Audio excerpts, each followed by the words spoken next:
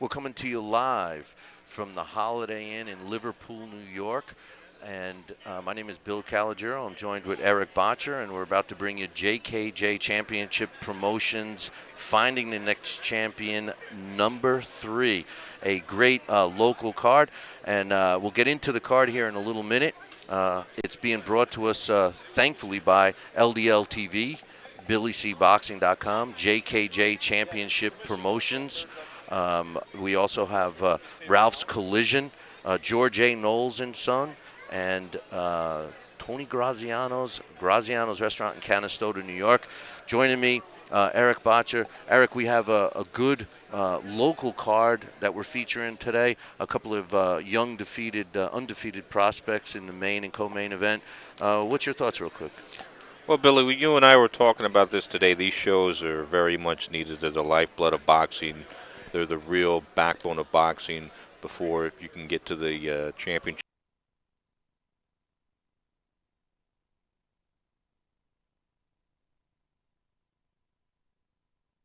Have 7 fights tonight. 12 of the 14 fighters from the state of New York. It's very tough to do. It's very rare, and the more shows like this, the better, because this is the only way that guys like this that live in upstate New York in this instance can get professional experience. Yeah, no, exactly. We were talking about today when we were having a great meal at Graziano's restaurant, and I said I think that cards like this are the backbone of professional boxing. And we need more promoters like JKJ Championship Promotions to do events like this and feature the local kids that are working their way up. They get to perform in front of their friends and family and stuff, and that all makes a great atmosphere, which we'll be bringing to you guys live here in a few minutes. Yeah, I mean, this is, like you said, this is the 3rd show they've had here. I was at the first one. It was a fantastic show. From what I understand, the 2nd show was just as good. They get a good local crowd here. They do have some boxing gyms up here with professional fighters, and a lot of the times in certain areas of the country, that's died out to where, because there's no activity like this, the kids don't go to the gym anymore, they don't train, there's very few amateur fighters even, and this really keeps the sport alive, at least in this area. We have a couple of kids that are from this area, and those of you that are watching and listening right now, Eric is one of the sport's best matchmakers, and from a matchmaker perspective, how do you look at a card like this where you have, some young fighters, local talent. Obviously, you're trying to showcase them. When you're looking to match these types of fights, I mean, what kind of obstacles are you faced with, especially when we know that the cost of bringing some other young fighters that may not live locally or something is a big issue? There's a lot of obstacles. Number one, if you're a local trainer or manager, you don't have a lot of fighters. You may have one or two kids. So they're very protective of those kids. And of course, their competitors have the same attitude. So when you try to match their kids up, they're both looking for an advantage. So you have to make a fight to where each side feels that he has a good chance to win the fight, where each side feels that because he's fighting his home area. If he doesn't have an advantage because he's fighting another kid in a similar area, at least he's not at a disadvantage. You have to pay them decent money because there are at risk. When they do fights like this, they're putting some of these kids are undefeated, even though they only had 3 or 4 fights, as we'll see going through the night. When you put a kid like that at risk, they want to get paid. The promoter is lucky if he makes a dime on these shows. So any extra expense is money out of his pocket. So he's got to watch his balance book, so to speak. So it's very hard to do these shows. Jay's got Diana Rodriguez doing the matchmaking, and she's the best up here by far. She's very experienced. She's very good. She knows how to make good fights, and she knows how to deal with the fighters and to present them an honest portrayal, so to speak, of what they're getting into, and they trust her. So these 2 shows that they've done so far have been excellent. This 3rd show tonight should be the same way. Yeah, she does a good job. I'm glad you brought her up because she does a good job making these fights competitive and entertaining. And I think when push comes to shove, if all the fans that show up here leave the arena saying that they had a great time and they don't remember one fighter's name, it doesn't matter as long Sure. as they had a good time. We're getting back to lunch today with Tony Graziano, and it was fun listening to him talk about, how boxing was from years gone by. And one thing that I think kind of still exists around here a little bit, and I think we're going to get a taste of it tonight, is that old-fashioned, I don't care who I fight, just put me in there and fight kind of mentality. Now, I know that we, have fighters that are overprotected and some fighters don't want to fight anybody, but there are a lot of young fighters that do have that I'll fight anybody attitude.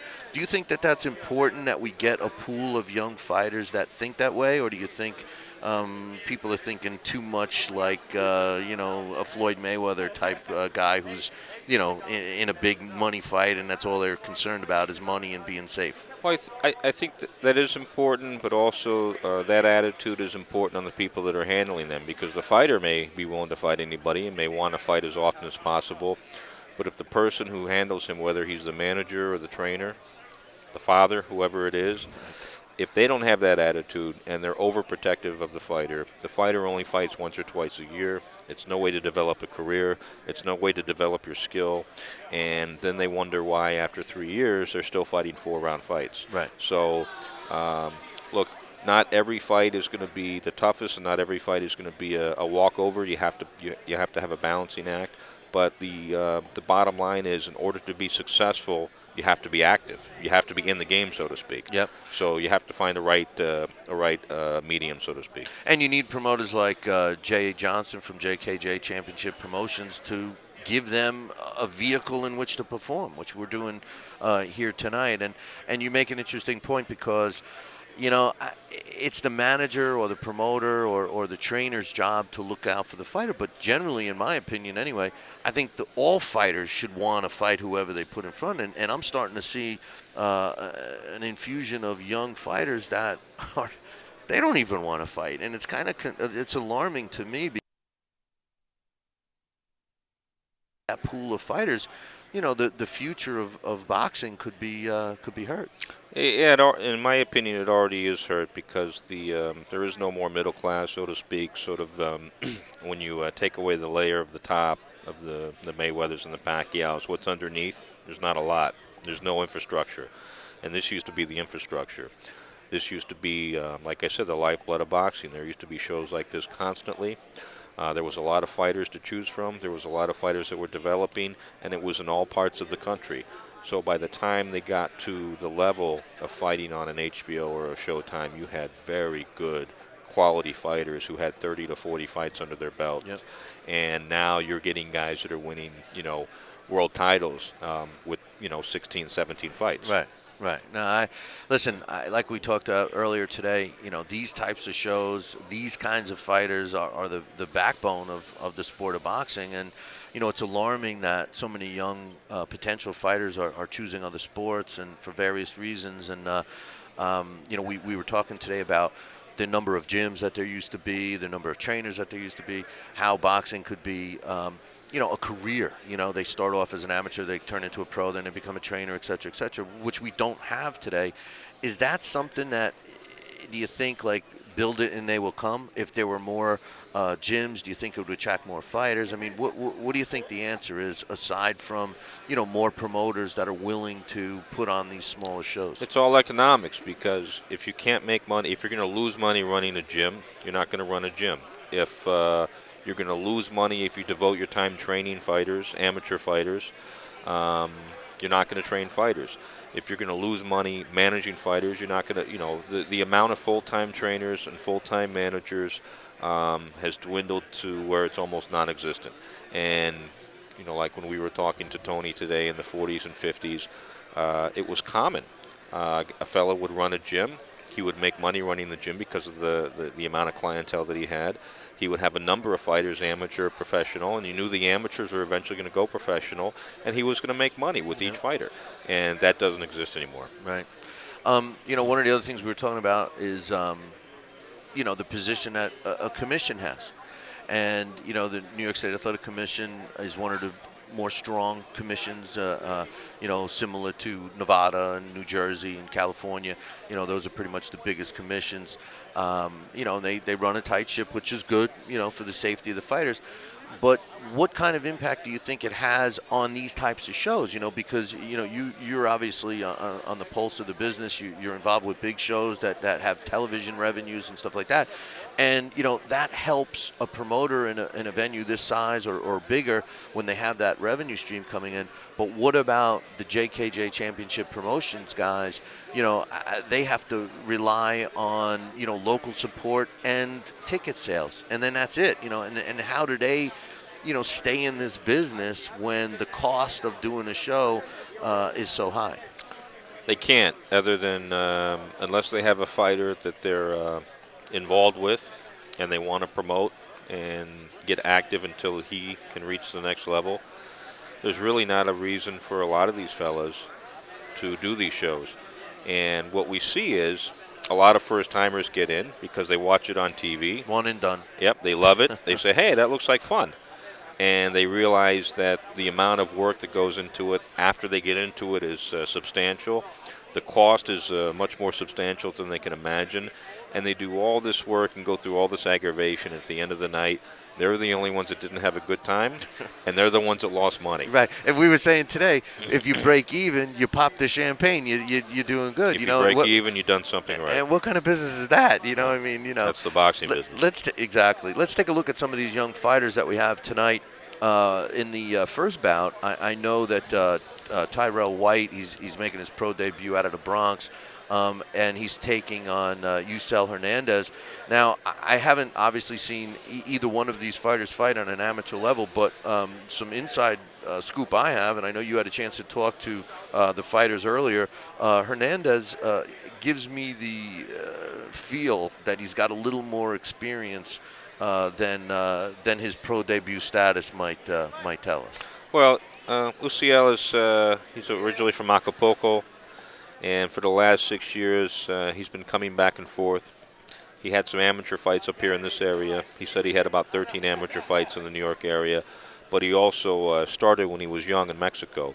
He didn't have any official fights. He was 13 when he went to the gym.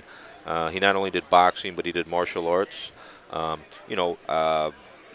He's 26 now, so he's been in and out of the gyms, fighting, sparring, working out for half his life. So even though he has a limited amateur background, you're right, his experience around the sport. And in combat sports, for a pro debut is significant. He, from what I understand, he gets a lot of sparring in with a guy out of Albany that most of the people that are watching or listening now know, Troy Brinson. I mean, I'm sorry, he's from Troy, New York. Tony Brinson is his brother, but Brinson, who's Nick a good Brinson. Nick Brinson, Right. who's a good fighter. From what I understand, Hernandez gets to spar with him a lot. He only gets to spar with him. They've got a good gym in Geneva. They got 3 pros on here tonight. They've got a good amateur stable there. Um, like I said, excuse me. Really? That blew your earplugs out. That just helped me. Yeah, thank you. No, but like I said, in upstate New York, the tradition that they have up here still exists. So these kids still come into the gym. I know. And when you're turning pro, and you're not in New York City, and you're not in Philadelphia, normally when you're turning pro, you're sparring with 1 or 2 guys at the most. And there's mixed martial artists in the gym, and you get anyone that you can. And up here, you can get quality sparring. A kid like this can get quality sparring, and that's pretty rare for an area where there's not a big city and there's not a big gym. So he like you said, he's going to be in good stand here. If he loses tonight, it's not because of the experience. Well, here's the thing, and I don't mean to blow the whistle. But the bottom line is that what we have is in New York State, they're not allowed. They're supposed to technically not be allowed to spar a professional. So, hey, listen, we're going to go up to our ring announcer right now, and we're going to get some announcements from him, and we'll send it up to my man Mike Otis right now. Good evening, ladies and gentlemen, and welcome to the Holiday Inn here in Liverpool, New York, the heart of New York State, for an evening of professional boxing brought to you by JKJ Championship Promotions. New York State sanctioned boxing under the direction of David Berlin, the executive director of the State Athletic Commission. Your referees for this evening's events: Paul Brown, Charlie Fitch, and Richard Pagozzi. The judges at ringside: Don Ackerman, Eric Marlinsky, Alan Nace, Tom Schreck. Your timekeeper, Robert Keiko. Ringside physicians: Dr. Diego Alvarez, Dr. Jeffrey Greenhouse, and Dr. Donald Nash. Your Deputy Commissioner, Patrick Dortick, and Chief Inspector, Timothy Duffy. And now, ladies and gentlemen, before we get boxing action underway here at the Holiday Inn, please stand, remove your hats on this 13th anniversary of 9/11, and salute our national anthem.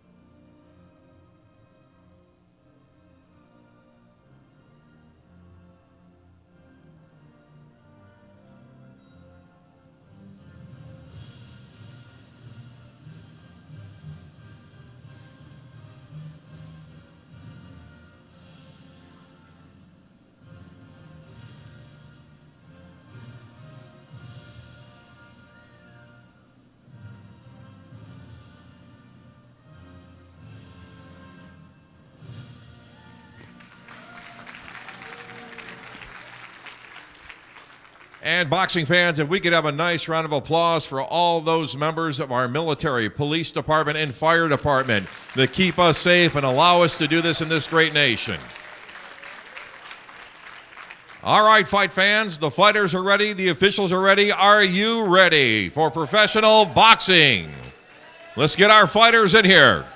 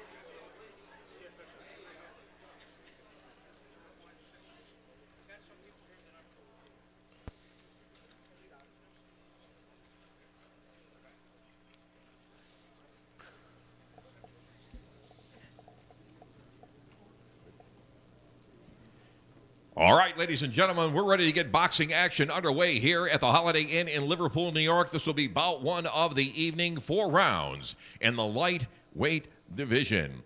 We'll introduce our two fighters. Starting in the blue corner, he weighs in at 134 pounds, wearing the red and white shorts. From the Bronx, New York, and making his pro debut tonight, ladies and gentlemen, put your hands together for Tyrell White. And his opponent fighting out of the red corner, also weighing in at 132 pounds, wearing the black shorts with red trim. He fights out of Geneva, New York, and also making his pro debut tonight here in Liverpool, New York. Ladies and gentlemen, make some noise for Yusel Hernandez. Well, Eric, in this first fight, like we just... The man in charge of the action when the bell sounds, Charlie Fitch. It's in the lightweight division. Yusel Hernandez is in the black trunks with the red stripe. And with the red trunks with the white stripe is Tyrell White. Both of these guys making their pro debut. It's I like seeing this to kick off the night. Yeah, absolutely. I mean, we talked about the experience level. Tyrell had about 20 amateur fights, but his last amateur fight was 4 years ago. Wow. And he's only been back in the gym, in a boxing gym, for 1 month. So Hernandez is at a very big advantage here as far as experience. Well, Tyrell White in the red trunks is starting out pretty quickly, trying to establish something early on. And we touched on it just before we came on. Hernandez looks calm and cool in there, at least compared to his opponent. Again, and we're talking about pro debuters, but still. Right. No, very relaxed. Look, he's at a height disadvantage here. He's only 5'3". Tyrell's about 5'8". Tyrell, if he's going to use that advantage, he's going to use his arm length, which he obviously has a significant advantage there. But right now, Hernandez is working his way inside. Like you said, very calm, very collected, and he's doing what he needs to do early on. You're right. I think that Tyrell White should be utilizing his height and arm reach. But maybe that, that lack of being in the ring for so long, obviously, he's got some nerves, I'm sure. And the one thing I do notice with Hernandez is he's not really protecting himself, and he just took a shot right there. Right. Not only does Tyrell have to deal with the nerves, but as far as his timing, he's been back in the gym for a month. He hasn't been sparring for a month, and has been off for 4 years. So his timing is going to be way off. In a fight like this where two guys are making their pro debut, their hearts are pumping, conditioning plays an important part. And to me, and just by looking from our view right here, again, it looks like Hernandez is the better conditioned fighter. I already see Tyrell White breathing a little from his mouth. Right, and not only you're talking about his composure, conditioning and composure go together, where the more relaxed you are, the less energy you're going to burn. And like you said, both of these kids are nervous. It's their pro debuts. So for him to be the more relaxed fighter, the more experienced fighter, again, a huge advantage. And Hernandez is doing something that an experienced fighter normally does, and he's working the body. And he's working the side of the body, which is impressive to see. I love seeing young fighters work the body because it's something that I feel is being lost today. Absolutely.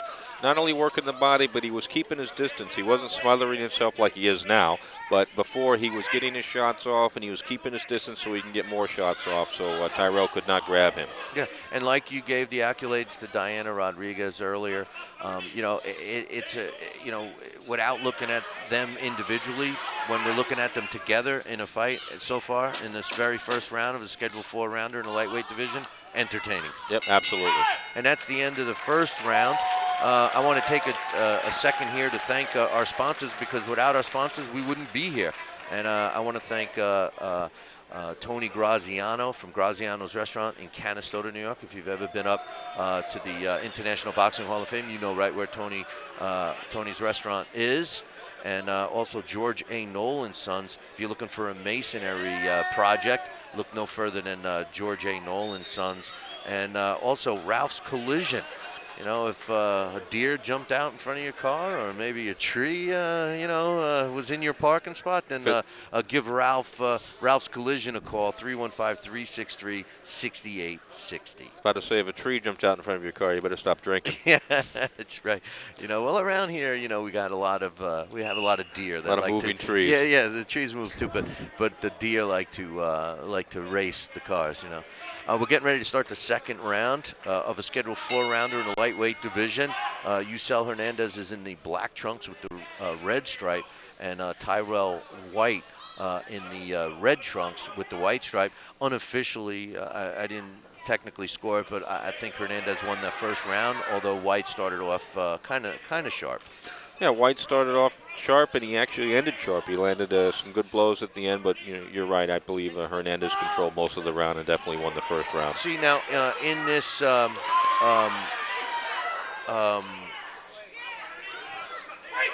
I think that I'm talking about Tyrell White. I think that he started this round trying to utilize his reach, but then he went against it real quick. Like he stopped. It's something that a young fighter, especially like you mentioned, he's been out of the ring 4 years, only has a month back in the ring. It's something he's probably thinking too much in there, and that's what I think a lot of fighters, when they're thinking too much in there, automatic isn't happening, and that's a big difference. That's true, and also his corner probably told him what we said. Keep your distance. He thinks about it for 10 seconds. He gets hit, he loses his concentration, and then he falls back into, like you said, he doesn't have the habits. He hasn't been in the gym, and he doesn't have the habits to draw back on, and he just ends up fighting. Right. Habits, are, whether they're good or bad, they're hard to break. So the more you're in the gym, the more automatically things come. Right now, Hernandez looks like he's trying to break down White. And just as I say that, White gets himself out of trouble, but he needs to keep, just like you mentioned, he needs to establish the distance. But again, it's conditioning, because now his hands are low and his mouth is open, and usually that equals problems.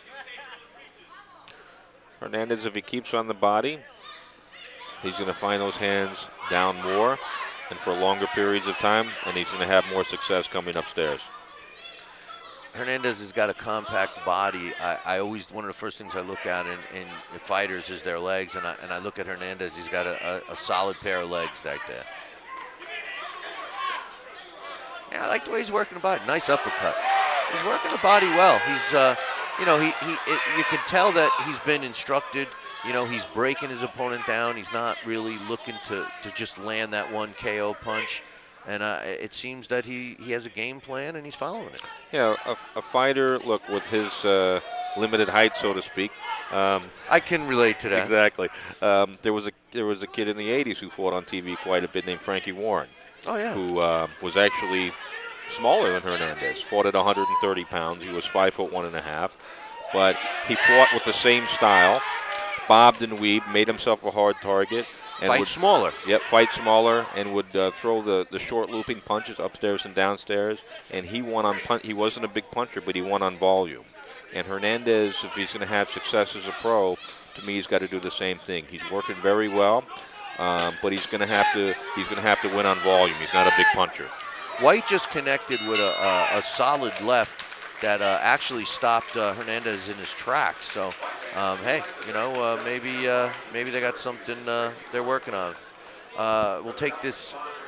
We'll take another second to thank some of our sponsors that made this happen. If you're looking for a paving contractor, there's only one place to look. That's CFR Paving. Give them a call in the Syracuse area, 315-697-2574.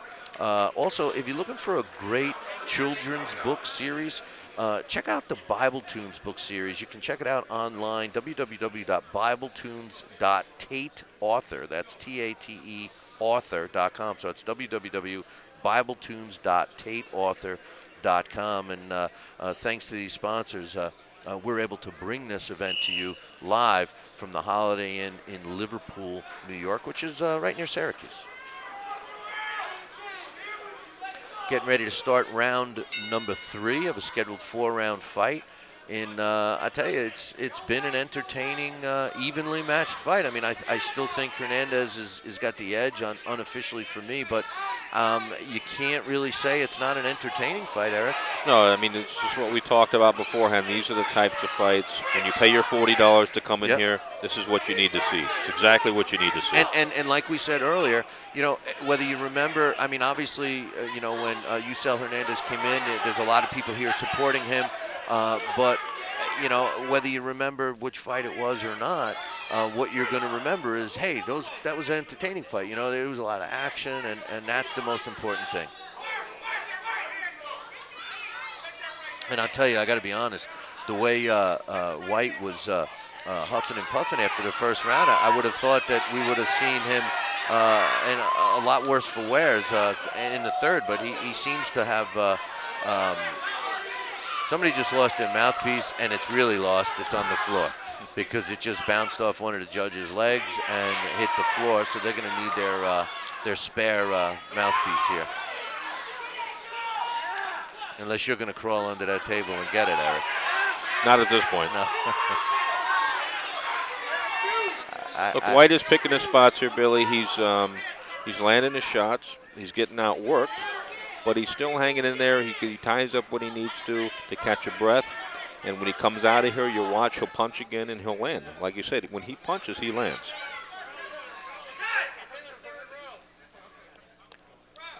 Yeah, you know, I think that if he, you know, continued utilizing his arm length advantage, you know, he could keep Hernandez off him a little bit. But again, you know, it's his first pro fight, you know, and I'm sure they'll be able to capitalize on this and learn from it and go from there.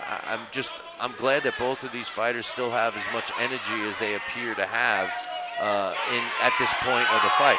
Digging the body, and he hurt White there. Hurt him badly with the left hook, Billy, right on the chin. And you know, he went upstairs after working that body, and just like you said, if he continues to work that body, those hands are going to drop more. And it looks like Jamel White is holding on right now. He's got 31 seconds to hang in there, and he's trying to fight back right now. And, you know, you mentioned something earlier, too, Eric. Hernandez has got these short, like that uppercut was just, there was a lot of power behind that. They're very short, you know, compact, direct punches that break your opponent down. Correct. A guy with his height, he doesn't have to throw straight punches all the time. As long as he keeps his hooks compact, he can do a lot of damage. White just landed a good slapping punch. It was a slapping punch right on the chin of Hernandez. So again, if he delivered his punches a little more, or maybe if he had a little more energy behind him, he could have taken Hernandez off. But right now, Hernandez is in control. Credit to White for staying on his feet. It looked like he was about to go down. Arguably, in my opinion, I think that was the most exciting round so far, even though this fight has been pretty exciting. It's a good fight, and why I think the next round is going to be very good, because after White got hurt, he came back a little bit. He didn't try to hang on, and his mindset is not, I'm going to survive. He's trying to win the fight. So I think we're going to have a good action fourth round. I think what we did see, and when he got, you know, when he was hurt, he was holding on. And he seemed to act, that was the most experience I've seen him. You know, I mean, he's a young fighter and everything, but he did seem to know what to do when he was in trouble. He held on just enough to, you know, get himself back in a position to be competitive. And like you said, he finished strong. We're entering the fourth and final round of our opening bout. 7 fights are coming your way. This is the fourth round in the lightweight division. Yusel Hernandez is in the black trunks with the red stripe, and Tyrell White in the red trunks with the white stripe. Referee Charlie Fitch just had them touch gloves for the final round. And here we go, and Hernandez is coming out like he's losing the fight. Oh, what a solid left. But, you know, I mean, that actually it looked like it should have hurt White more. It looked like it didn't even faze him. Maybe that roughing up in the previous round got him a little stronger. I don't know. Well, I think it stunned him, but it was a wide punch, and he left his feet to throw it, so he didn't get all the leverage behind it, but he landed it very clean. It looked clean. It looked flush. And it was, but like you said, you know, when we saw him throwing those short, compact punches, they did more damage than that one.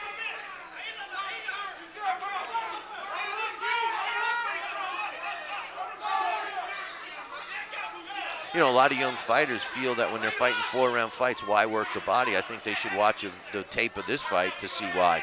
Because Hernandez is showing, and he's still working the body. Yeah, you hurt him badly with 2 body punches, 2 lefts to the body, and it's the first time White visibly reacted. He's really wilting. And then what he did was his hands came right down to cover those sides.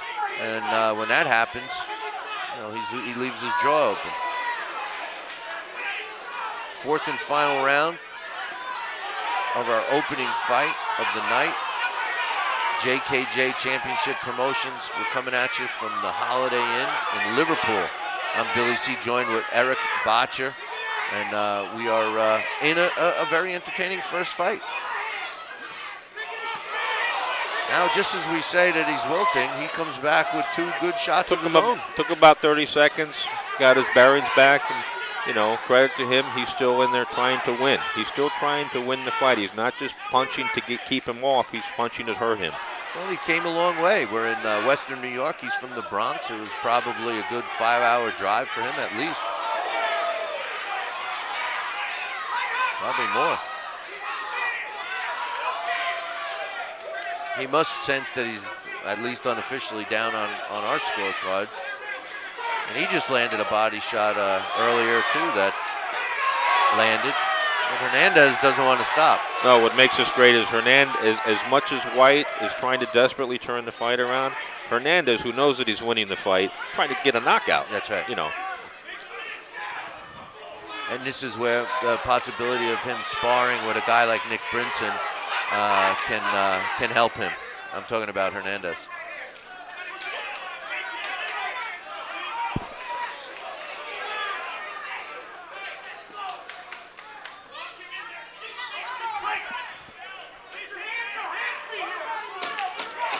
We got the 5-second warning. New York State has adopted 5 seconds in between rounds. It's the end of our first fight.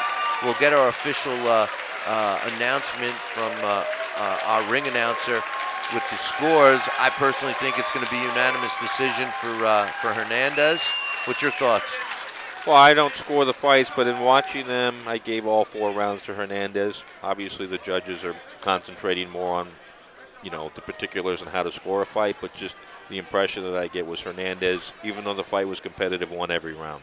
You know, as referee Charlie Fitch is collecting the scorecards, I just want to take another second to thank some of our sponsors. If you're looking for a property maintenance professional, check out Salt City Property Maintenance. They have a website you can check out, www.saltcityproperty.com. How about if you're having a transmission issue and you're in the Canastota, Syracuse area, check out Lou's Village Service, 315-697-7518. And by the way, if your transmission is beyond repair, they also have a pretty good selection of pre-owned quality cars and trucks as well. And hey, you're looking for a place to go after this fight, check out Jake Hafner's, www.jakehafners.com. It's on 5224 West Half Road in North Syracuse. So we got the commission is up there collecting the gloves, and it looks like the ring announcer Mike Otis has the official announcement in his hand, and I will go up to him right now. All right, ladies and gentlemen, let's hear it one more time for these 2 fighters. That was one hell of a pro debut. And we'll go to the judges' scorecard. Judge Alan Ace scores the bout 40-36. Judge Eric Marlinski scores the bout 40-36. And Judge Tom Schreck scores the bout 40-36. For your winner, by unanimous decision, fighting out of the red corner, UCL Hernandez. Yusel Hernandez made his pro debut a successful one. He's now 1-0. Hey, you know, Eric, I want to ask you, you want to get stoned?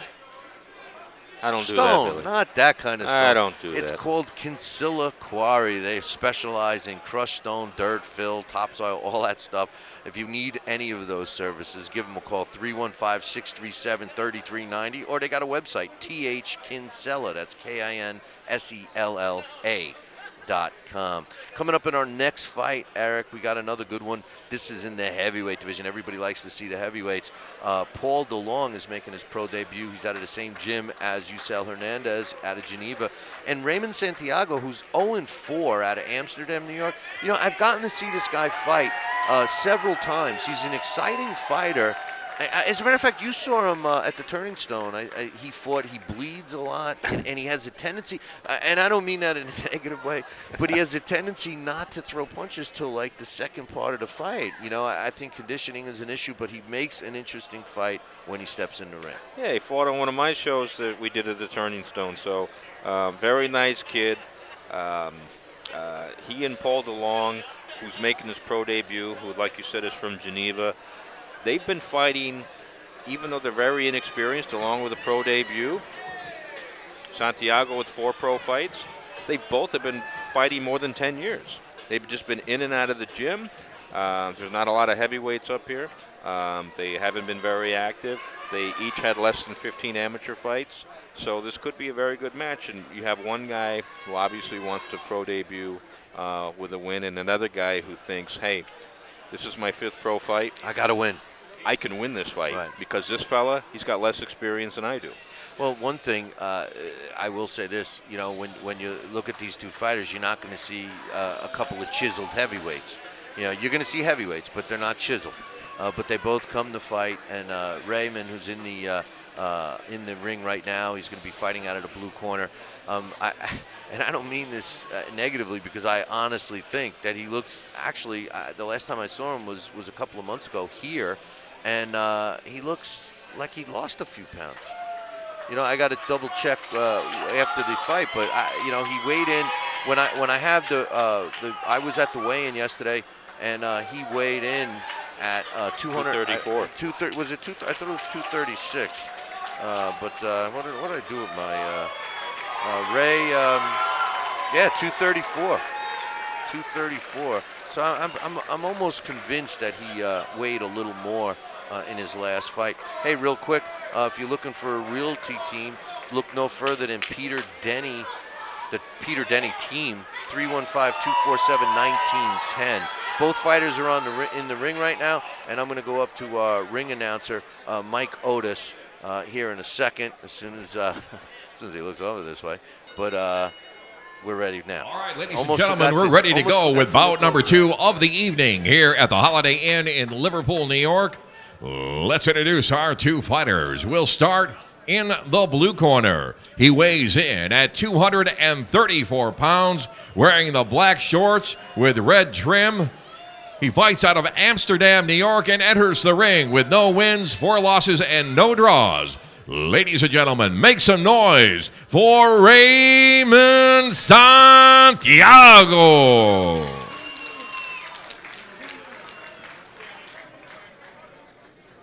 And his opponent, fighting out of the red corner, he weighs in at a solid 296 pounds, wearing red shorts with black trim. He fights out of Geneva, New York, and this is his pro debut. Ladies and gentlemen, put your hands together for Paul DeLong. This will be 4 rounds in the heavyweight division. Your man in charge of the action when the bell sounds, Rich Pagowski. Yeah, when I look at these young heavyweights, Eric, you know, it's safe to say, you know, in the landscape of the heavyweight division, you not only got to have the weight, but you also have to have the size, the height. You know, and both of these guys are compact fighters. Very compact. Yes. Santiago's 5'10". Right. Well, here we go. We have Paul DeLong is in the red trunks with the black trim, or you might even say they're black trunks with red trim, and Raymond Santiago in the solid black trunks. And, you know, usually when the big guys fight, everybody's looking for a knockout. There's not going to be a lot of punches thrown in this fight just because of the size disadvantage for both guys. Like you said, both guys are compact. They're chubby. And they're not going to be throwing 70 punches around, so each of them knows that, so they're going to be looking to hurt each other with whatever punches they do throw. Now, I was just going to say, and Ray just did it, I was just going to say, you know, you look at two fighters like this that clearly have some extra padding around the midsection. Wouldn't you think that part of the game plan would be to work the body, or do you think that the fear of, you know, a power punch that, you know, Paul DeLong just tasted one from Ray, you know, do you think that they're more concerned with that, or you think they should work the body? I don't subscribe to the fact that just because the guy is overweight that you can hurt him to the body. It's just the way you are. I mean, I've seen guys that are chiseled and they get hit in the body and they are obviously hurt and they can fold up. And the opposite is true. You know, some guys you say, oh, you know, he's got all this padding, you can hit him, you can't hurt him. It just depends on the person. You're it right. just depends on how their body reacts. Well, I'll tell you one thing right now. Even though he hasn't won his a professional fight yet, Raymond Santiago is clearly the more experienced guy in the ring. You know, technically, Paul DeLong is not protecting himself. His hands are down, and Ray Santiago is taking advantage of it. He's seemingly nailing him at will in the face. He's another guy with who's been more active. Paul DeLong hasn't had a fight in over a year. He's been, like I said, he's been boxing for 10 years, but he had less than 15 amateur fights. He's in and out of the gym. The last significant amateur fight that he had was in the Empire State Games, which is sort of the state version of the Golden Gloves of New York, and that was in 2008. And, you know, Ray's had 4 professional fights, and they've been all recent. Right, right. Well, you know, I think, like anything, I mean, you got to do it. You know, you know, if you want to be a fighter, you got to do it. You know, you got to be in the gym. You got to dedicate yourself, even if you're doing other things. You know, boxing is a sport that needs the dedication. You know, and Paul DeLong looks like he, you know, it almost looks like he's a wrestler, like he's lifted weights at one time. You know, he just seems, you know, that kind of build. You know. Look, in this first round, we saw that Ray's very relaxed. He's very comfortable in there. He's not going to burn a lot of energy because of that. It's Paul's first pro fight. He's nervous. He's burning some energy. And I think Santiago has a huge advantage right now because he thinks that he can do what he wants in there. I think Ray Santiago is the more talented of the two. And I think you're right. I think that you hit perfect. I think that the bottom line is that he's got a confidence factor that you know is leaking through. I'd like to thank our sponsors again. Of course, this whole night wouldn't be made possible without JKJ Championship Promotions, as well as Tony Graziano's Restaurant in Canastota, New York. We're getting ready for the second round of our second fight. This one's in the heavyweight division. Paul DeLong is in the red trunks with the black trim, and Raymond Santiago in the solid black trunks as we get ready to start round number 2.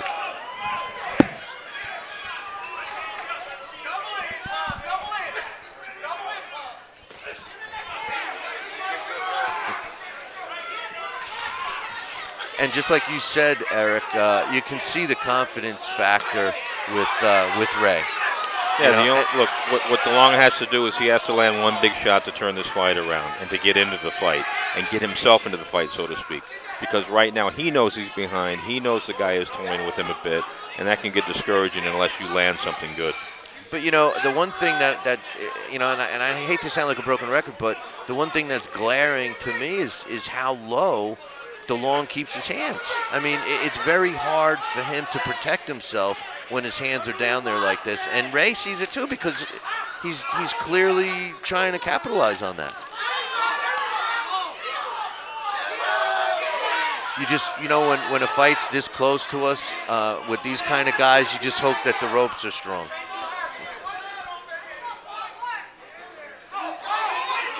when will fatigue become a factor? You think it's Well, I think setting DeLong. in? I think DeLong is already tired. Yeah. And look, Ray knows that he can't fight at a high pace himself. But like I said, he's relaxed, so he's just picking his shots. So he's fighting. He's not going to get tired at any point during the fight because he's comfortable. Unless he gets tagged and Paul DeLong is able to turn his fight around with one punch, the fight's going to keep going like this. Well, I've seen Ray fight a couple of times, and although, like I said, he bleeds a lot, I don't ever remember seeing him really, really tired. But then again, he usually comes on in the second half of the fight. He usually throws more punches. I've never seen him, and I hate to use the word busy, but he has been fairly busy in this fight. And now Paul DeLong has landed a couple of solid shots to get Ray Santiago's attention. But again, DeLong has got his hands down so low.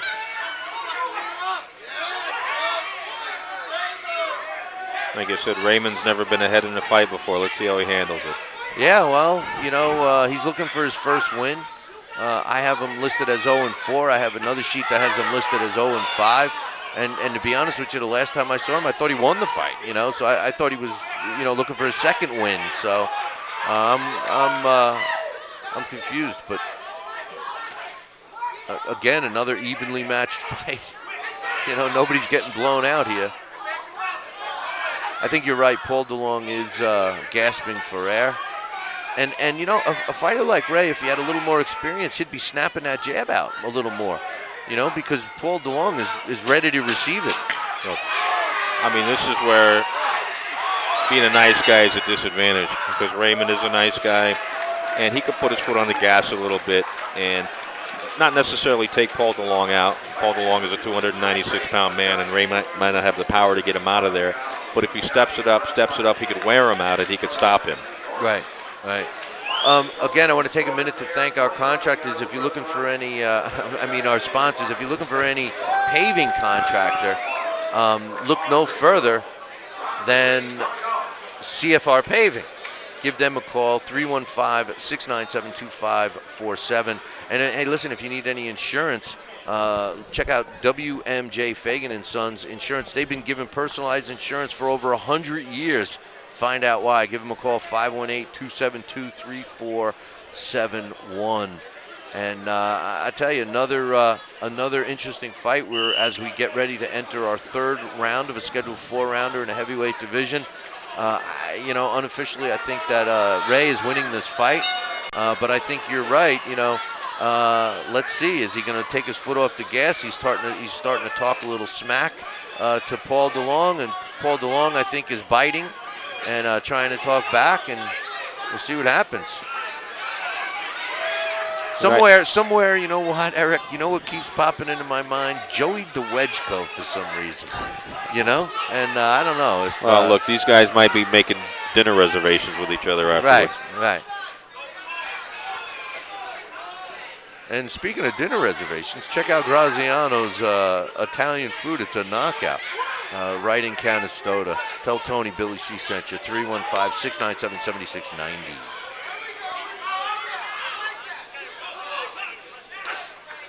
Well, at least Paul's trying to work the body. But I tell you, when I see a fighter with his hands down like that, Eric, and again, I don't mean to be so repetitive, but it bothers me because that should be one of the first things you learn in the gym. Correct. It's fundamentals.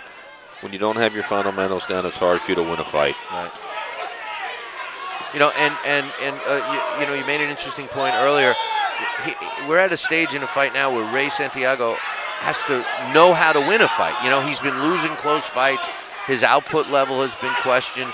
And here he is seemingly ahead in this fight. Let's see if he can continue to stay on course. The risk he's going to run is if he doesn't have the killer instinct, so to speak, if he doesn't step on the gas, and DeLong somehow is able to land a couple of punches, although he just took a hard one there, DeLong could steal a draw from him. If one of the judges or two of the judges see a couple of close rounds and they happen to like DeLong rather than Santiago, even though we think Santiago's winning the fight, they may see it differently, and he'd have nobody to blame but himself, because he should really step it up a little bit, even a half a step more as far as his output, and he would win no problem. Yeah, I agree with you. And Ray Santiago just had a baby. I know that. I don't know if it was his first or not, but I know the last fight I was at of his, he literally went from this ring to the hospital. So his baby was born. So, maybe there's if it was his first child, maybe he's fighting for more reasons now. Absolutely.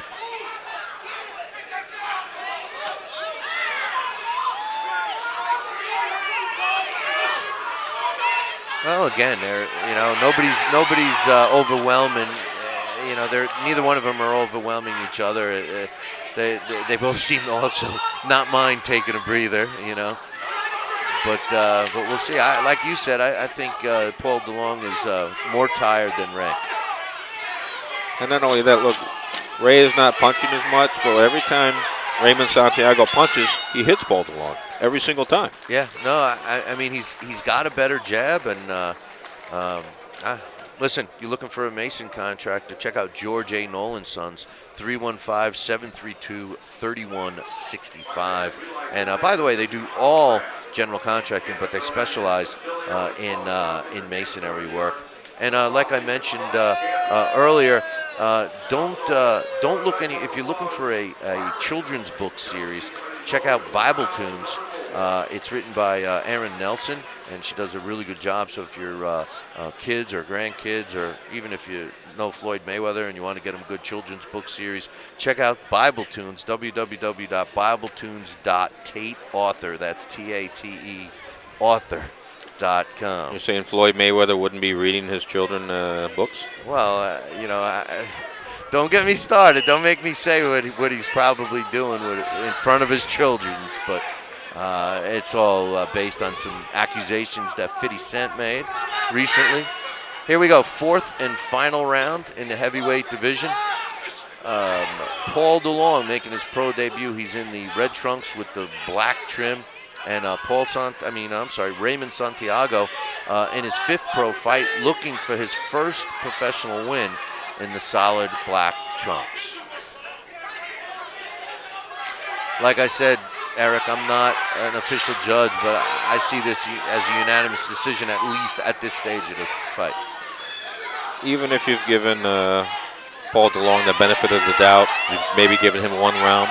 What round could it have been? Maybe the first round? That's why I said maybe. Yeah. I mean, it's a lot of doubt. Right. So he would have to win this round to have a chance at a draw. At a draw. Correct.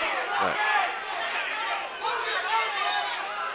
Well, I mean, when fighters are undefeated and they don't know what it feels like to lose, and then they suffer that first loss, it's an adjustment for them. I would have to think it's the same way for a fighter looking for their first win. They lose to a couple of close fights, and they don't know what it feels like to win. And the way this round is unfolding, it looks like Ray is going to taste victory tonight. Yeah, Santiago's finally stepping it up. He's finally doing what he should have done before, but he's doing it very impressively now. Well, he might even get a stoppage. He's landing some shots, and DeLong is not. He's almost not defending himself anymore. And like we were saying, he doesn't keep his hands up. And Ray, like you said, is finally taking advantage of it, where he should have been doing the same thing earlier on. Yeah, because Santiago's literally hitting him with every punch he throws. Everyone. And this is what I've seen from Santiago in the past, that he comes on strong in the last two rounds. Nice right hand that he just landed. Seemingly stunned Paul, but is it the punches or fatigue? It's both. I mean, look, Ray Santiago is not a hard puncher, as we talked about before, but when you're tired, a feather duster can knock you out. That's true. And we got almost a minute to go. So, if Ray is looking for, and Ray's huffing and puffing now too, but he needs to step it up.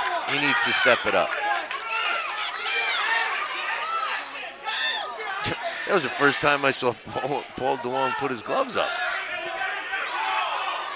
They're both pretty tired. Ooh.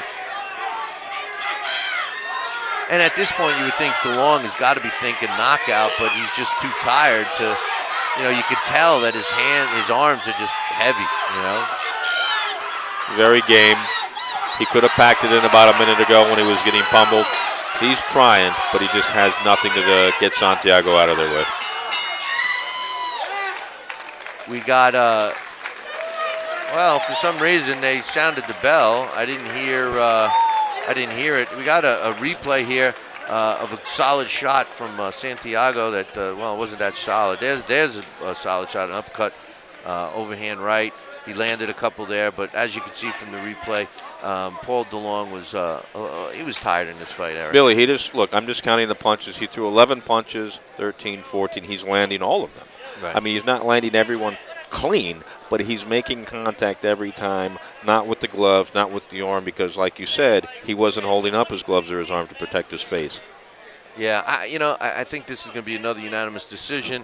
But once again, we got to give props to Diana Rodriguez. She's matched a good fight. There was no, going into the beginning of this fight, it could have been either fight. I think, listen, unofficially, I think that Raymond Santiago just got his first win of his pro career. Absolutely.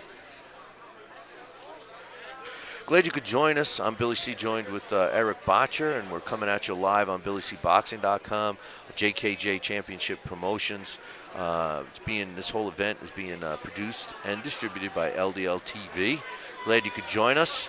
Speaking of join us, don't forget about my show every single day, 5 to 7 p.m. Check it out, www.BillyCBoxing.com. We're going to go up to the ring announcer right now for the official announcement. Ladies and gentlemen, one more time for these two fighters as we bring them to center ring and go to the judges' scorecard.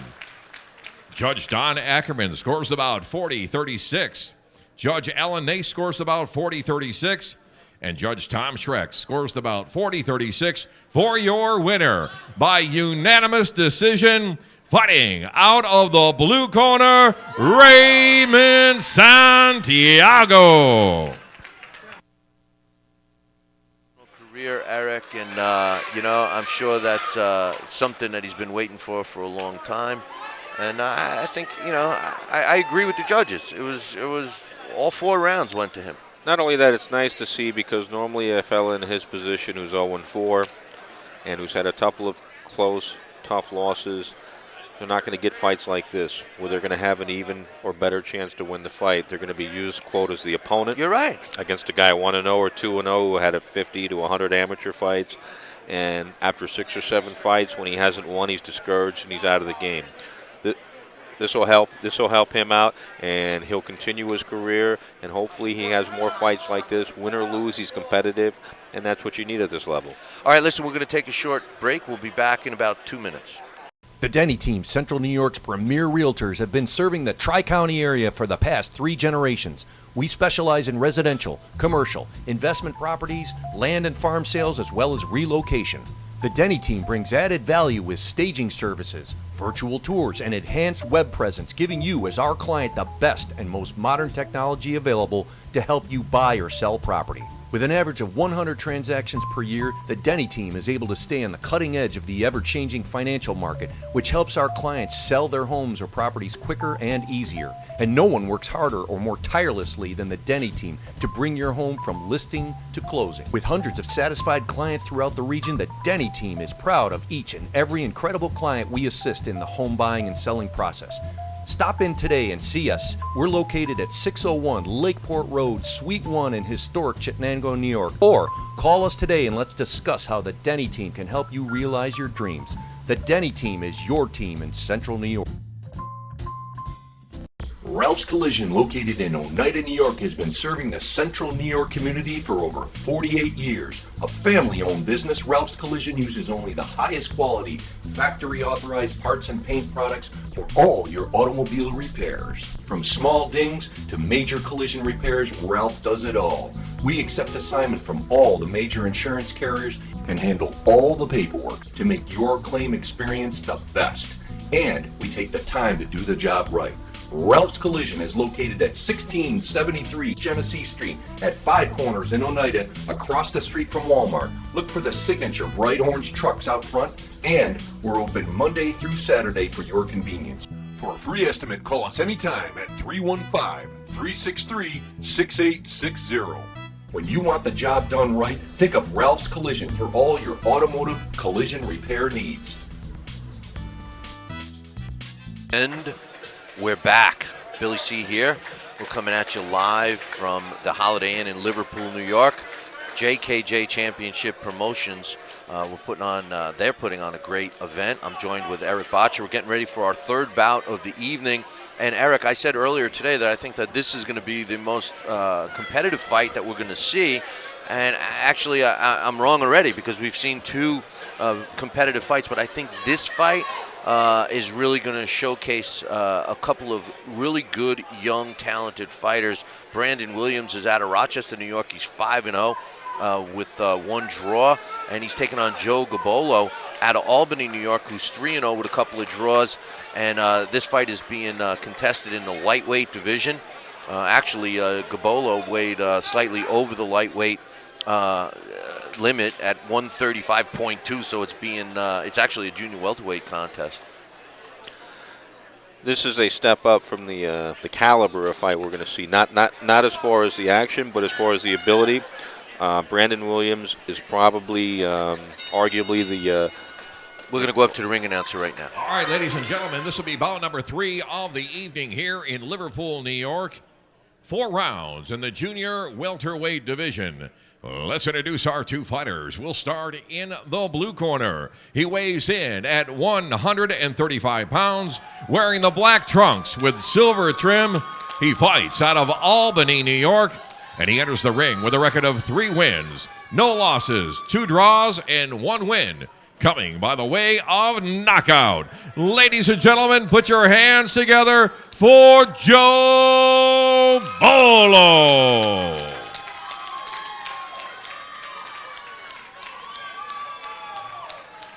And his opponent, fighting out of the red corner, weighing in at 132 pounds, wearing the orange trunks, fighting out of Rochester, New York. He enters the ring with 5 wins, no losses, and 1 draw.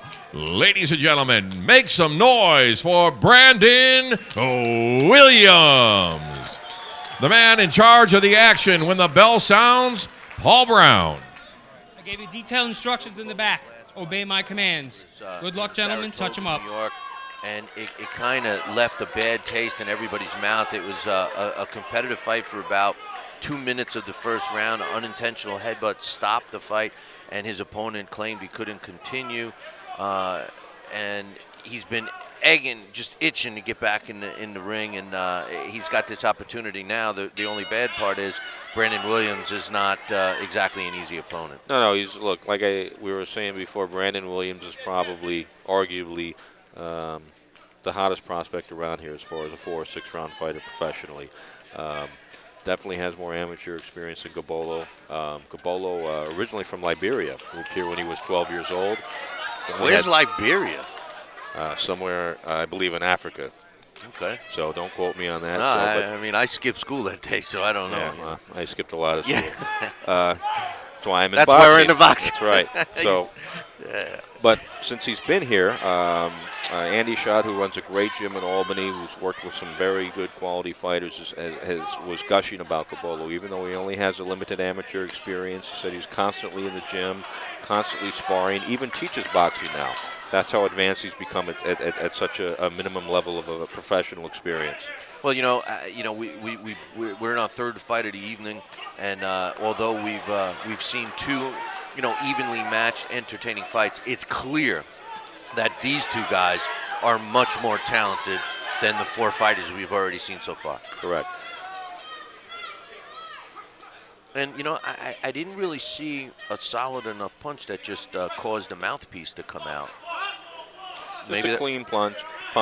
I was at the show in Saratoga. Both of us saw Gabolo fight last on August 15th, and he was dominating his opponent, as you said. And the opponent was butted, and there was a slight cut, but the opponent claimed that he couldn't see because of the clash of heads. And you have to go by what he says. You can't get into his head and see if he's really injured or not. And unfortunately, it cost Gabolo a sure win. You know, the other thing that was weird about that incident, you remember? Nobody made an official announcement. Next thing we know, they were letting the corner work on the cut, before they stopped the fight, which I thought was kind of strange. There was a lot of confusion. There was. And it took almost 15 minutes for an official decision to be made. I know, it was weird. Anyway, that was then, this is now. We're in a very entertaining fight as our third bout at even. Brandon Williams is in the solid black trunks. He's got the orange socks or leggings. Those are typical socks. But the leggings, which, depending upon how you look at it, Joe Gabolo is in the black trunks with the black leggings, and he's got a white stripe on his trunks.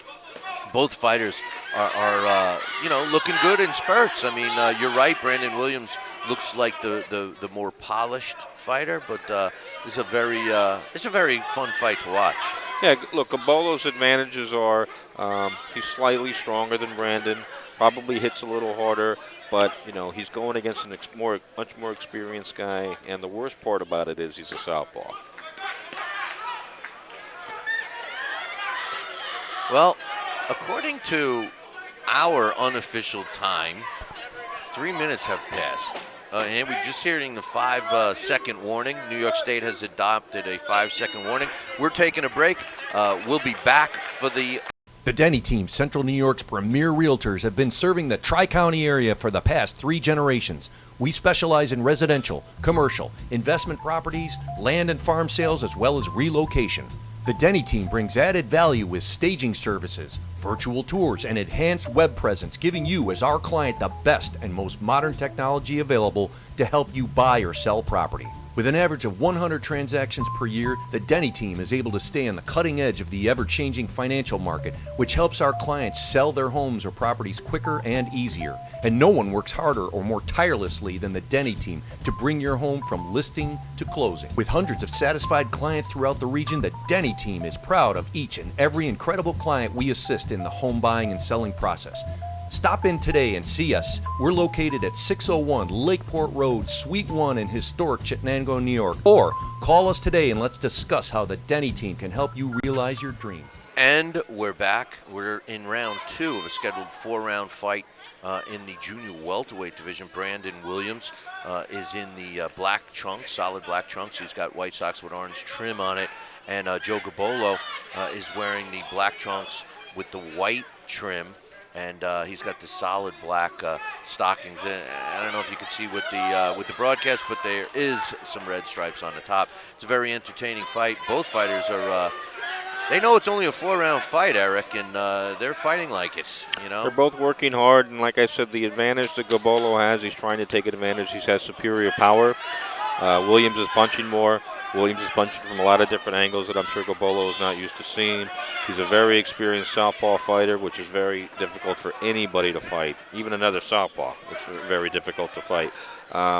But this is a good fight for Gabolo. Even if he comes out second place, so to speak, he's going to gain so much experience from this fight, and he's not getting blown out. He's very competitive, and even if he loses a decision, he's going to be much better the next time he fights. And these are the types of fights a young fighter needs.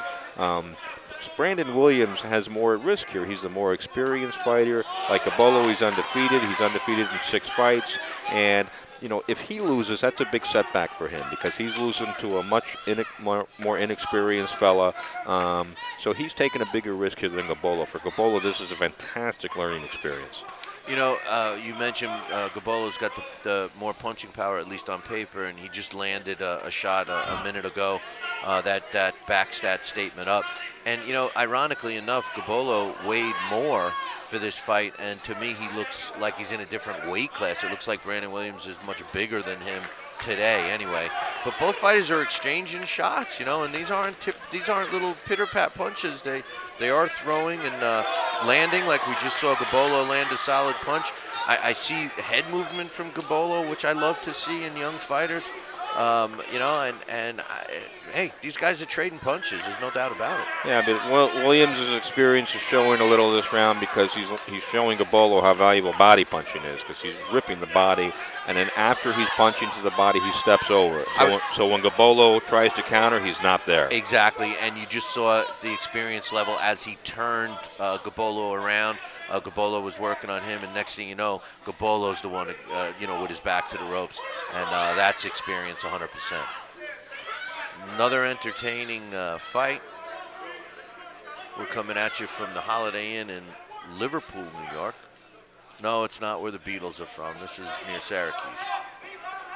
I'm Billy C. I'm joined with Eric Botcher, and really, we were talking about some stuff, but we're going to take a commercial break. Ralph's Collision, located in Oneida, New York, has been serving the central New York community for over 48 years. A family-owned business, Ralph's Collision uses only the highest quality, factory-authorized parts and paint products for all your automobile repairs. From small dings to major collision repairs, Ralph does it all. We accept assignment from all the major insurance carriers and handle all the paperwork to make your claim experience the best. And we take the time to do the job right. Ralph's Collision is located at 1673 Genesee Street at Five Corners in Oneida, across the street from Walmart. Look for the signature bright orange trucks out front, and we're open Monday through Saturday for your convenience. For a free estimate, call us anytime at 315-363-6860. When you want the job done right, think of Ralph's Collision for all your automotive collision repair needs.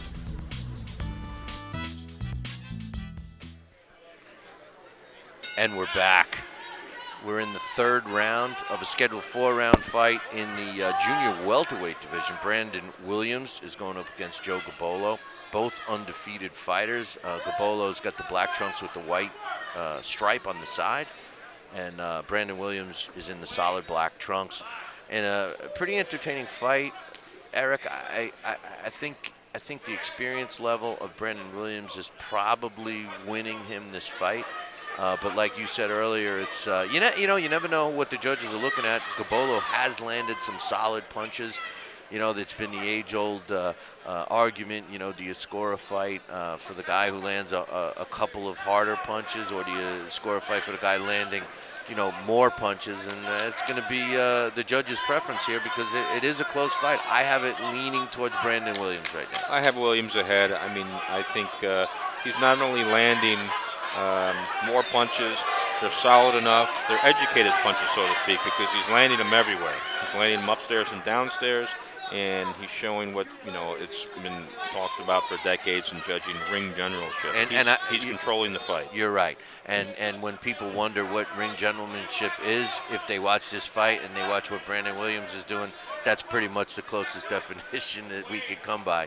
Although this round, it seems like he's not right this second, but previous to me just making this comment, it seemed like he was either taking it off or trying to stay away from Gabolo. Do you think some of those shots in the previous round, round two, might have gotten Brandon Williams' attention from Gabolo? Well, I think he's felt his strength, but I think he knows that at this distance that he's trying to keep it at, that Gabolo's got no shot. So he's just working very hard to keep the distance that he wants it to be at.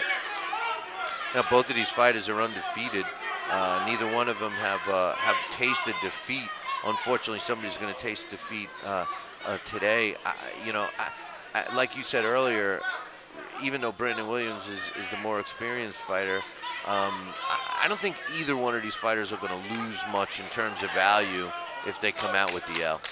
No, because look, you need fights like this when you're developing. If you fight 12, 15 professional fights initially, and you don't have one fight like this, you're not going to be prepared when you have to step up. I agree with you 100%. If fighters don't get an opportunity to have, a progression of better figers to fight, then they don't get better. Right. Like I said, I think Gabolo's probably going to lose the decision tonight, but I also think in his next fight he's going to be twice as good. He's going to learn so much. Well, as long as he continues to get the opportunities, which I think, based on his performance tonight, there's no reason why he shouldn't. and we'll be back. The Denny team, Central New York's premier realtors, have been serving the Tri-County area for the past 3 generations. We specialize in residential, commercial, investment properties, land and farm sales, as well as relocation. The Denny team brings added value with staging services, virtual tours, and enhanced web presence, giving you as our client the best and most modern technology available to help you buy or sell property. With an average of 100 transactions per year, the Denny team is able to stay on the cutting edge of the ever-changing financial market, which helps our clients sell their homes or properties quicker and easier. And no one works harder or more tirelessly than the Denny team to bring your home from listing to closing. With hundreds of satisfied clients throughout the region, the Denny team is proud of each and every incredible client we assist in the home buying and selling process. Stop in today and see us. We're located at 601 Lakeport Road, Suite 1 in historic Chittenango, New York. Or call us today and let's discuss how the Denny team can help you realize your dreams. The Denny team is your team in Central New York. And we're back. We just started the 4th and final round in this junior welterweight matchup. That's actually they just touched gloves. But I'm noticing that this is saying it's a 6-round fight. On my sheet it says 6-round fight, but he just touched gloves for the 4th. I have 2 conflicting sheets here. The one says 4, and this says 6 on the official sheet. So we'll have to wait and see. But they did touch gloves, right?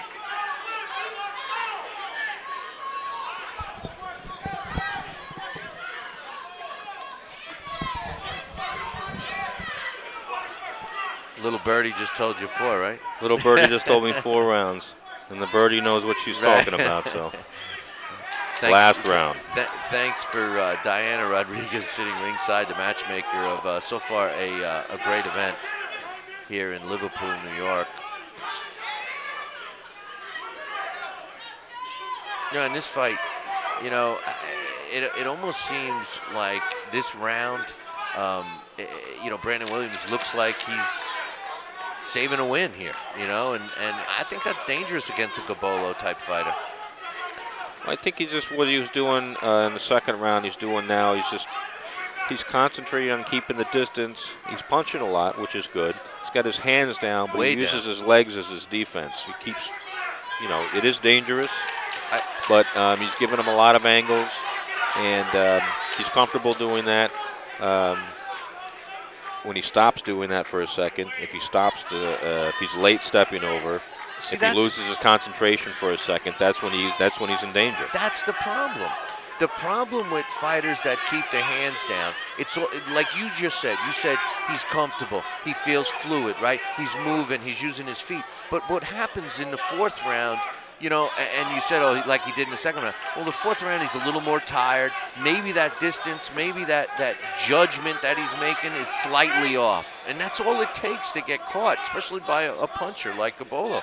You know, it's one of my pet peeves in the sport that I just think all fighters should fight with their hands up, you know. And when you have these elite fighters like a Manny Pacquiao or Floyd Mayweather, who, you know, Roy Jones Jr., when they fought with their hands down, and young kids when they're watching, you know, they try to emulate these guys, you know, and they may not have all of the rest of the attributes that these stars have, you know, and it could be, you know, detrimental to their careers and the fight. In this particular case, obviously Brandon Williams looks like he's got it. That's the final bell of a 4-round fight. Very entertaining fight, like the other ones were so far tonight. I see confidence from both corners. Unofficially, I think Brandon Williams won the fight. He was probably going to get a unanimous decision.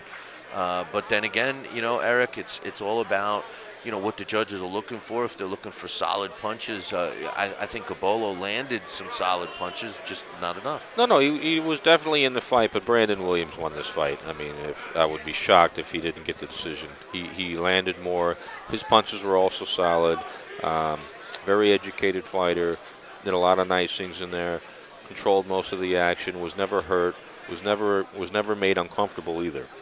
No, and I think that that's a good point that you just made, Eric. I think that, if they could, if Andy and Kyle Provenzano, who's the other trainer of Joe Gabolo, if they could go back and redo this, I think that that's a really important thing. I think to take that comfort zone away from Brandon Williams might have been a more important part of their game plan. Well, I think they wanted to, but I think the experience didn't allow him to do that. But what I'm saying is, from what he learned tonight, and when he goes on, he knows what the other guy did to him. He saw how he did it. He experienced it.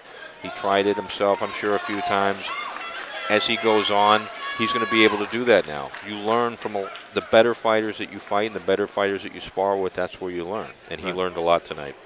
Yeah, and unfortunately in the sport today, everybody equates quality fighters with undefeated records, and I'm old school. I agree with what you're saying, and I think that, this fight might not go the way Gabolo wants, but I think the experience that he's picked up in this fight is going to carry him for the rest of his career, Look, the best fighter ever out of this area was Carmen Basilio, and he lost 7 of his first 12 professional fights. All right, let's go up to the ring announcer right now with the official verdict. All right, ladies and gentlemen, one more time for these two fighters, and we will go to the judges' scorecard. Judge Don Ackerman scores the bout 40-36. Judge Eric Marlinski scores the bout 39-37. And Judge Ellen Nance scores the bout 40-36 for your winner by unanimous decision, and fighting out of the red corner, Brandon Williams. We thought that Williams got this decision, and I think it was. I think all the scores. I don't have a problem with. I think one of the rounds could have went to Gabolo, but I'm okay with the score. I think it's justifiable. Yes, like I said, I was going to be shocked if Brandon Williams did not win a decision. Yeah. Well, I think you were right in the beginning. I think Gabolo, his shot in this fight was dropping Williams, maybe, getting a knockdown or even a knockout, and it didn't happen. And the end result is Brandon Williams walked out of here 6-0 with a draw now, and Joe Gabolo has suffered his first defeat as a pro. We got some more entertaining fights coming up. Another lightweight fight, or the last fight was junior welterweight, but this next one coming up is in the lightweight division.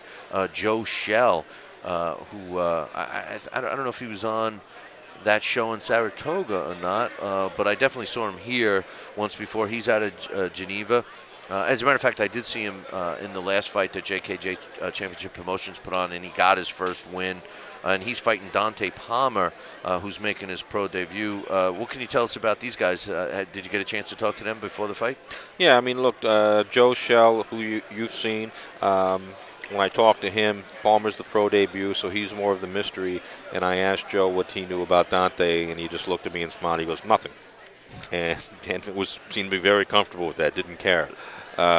Dante is out of Buffalo, is from Buffalo, and claims he had about 40 amateur fights, but he hasn't had, again, like some of these guys that we've seen tonight, his last amateur fight was almost a year ago, last November. So, again, the experience, the timing, which is so important, it's going to be off for him initially because you can't duplicate the experience of being in the ring for real with just hanging around the gym. Right.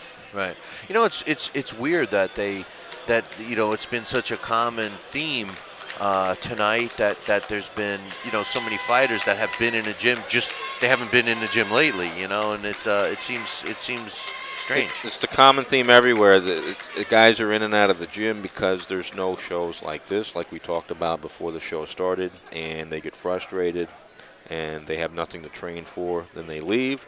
Then they hear that there's a fight. They come back to the gym for 5 or 6 weeks. They train, but that doesn't cut it. Right. When you're out of the ring for 7 or 8 months, out of the gym ring, and you try to come in and cram for the exam, so to speak, you're not going to be successful most of the time. I hate to get into what's more important, the fighter, the promoter. But the truth of the matter is, I mean, obviously they need each other, but, especially for young fighters like what we're seeing tonight, the promoter is so important because they give the vehicle for these kids to perform, and without that promoter, they're not going to get this opportunity. Now, the same can be said the other way around. Without the young fighters, the promoter doesn't get the opportunity. So it's a two-way street. Well, yeah, but you're right. I mean, look, I could be, if I'm a writer and I'm the best writer in the world, but no one will publish my book, Then you're not a writer. I'm not a writer. Right. Nobody knows. Right, exactly. So the promoter is ultra important. All right, in this fight, we got Joseph Schell. He's going to be fighting out of the red corner, and he's in the camo trunks, but I'm sorry, gray trunks. We're going to go up to the ring announcer right now. All right, ladies and gentlemen, this will be bout number 4 of the evening here from the Holiday Inn in Liverpool, New York. Let's introduce our 2 fighters as we go 4 rounds in the lightweight division. We'll start in the blue corner. He weighs in at 133 pounds, wearing the camouflage trunks. He hails from Buffalo, New York, and this is his pro debut. Ladies and gentlemen, put your hands together for Dante Palmer. And his opponent, fighting out of the red corner, weighing in at 133 pounds, wearing the gray trunks with black trim. He hails from Geneva, New York, and comes into the ring with a record of 1 win, 2 losses, and no draws. Ladies and gentlemen, put your hands together for Joseph Schell. The man in charge of the action when the bell sounds, Charlie Fitch. This fight, I'm not anticipating any less than an entertaining fight. Joseph Schell is fighting out of the red corner. He's in the gray trunks with the black trim. And Dante Palmer, he was the one with the camouflage. I had them reversed earlier, making his pro debut. Charlie Fitch is the referee. He's evolved into a good referee. He's an excellent referee. And I got to see him in one of his first fights, actually around these parts. And people recognize him. He did the Carl Froch Georgie Groves fight in England. And again, even though Dante Palmer is making his pro debut, he seems a little more polished. You said he's had been out of the ring and just got back for a short period of time. It looks like he shook off some of the rust we saw in some of the other fighters earlier tonight. Oh. See, now that they're ruling as a slip, but the damage was the neck on the rope. Yeah, yep. It was a slip. I mean, not a slip. They just got tangled up. There wasn't a clean punch. If Palmer had landed a clean punch, it would be counted as a knockdown. Right. And, the thing was is he did throw a punch. Maybe we could see a replay on that after this round. But it seemed like he did throw a punch at the same time their feet got tangled up. But I think the damage was when his neck hit the rope, man. That's what it did. It got Palmer excited because he's coming in winging now. He thinks he can hurt Schell. And look, like you talked about before, even though Palmer's been out of the ring since last November, he had about 60 amateur fights, which is a lot for someone of this experience level, fighting in upstate New York.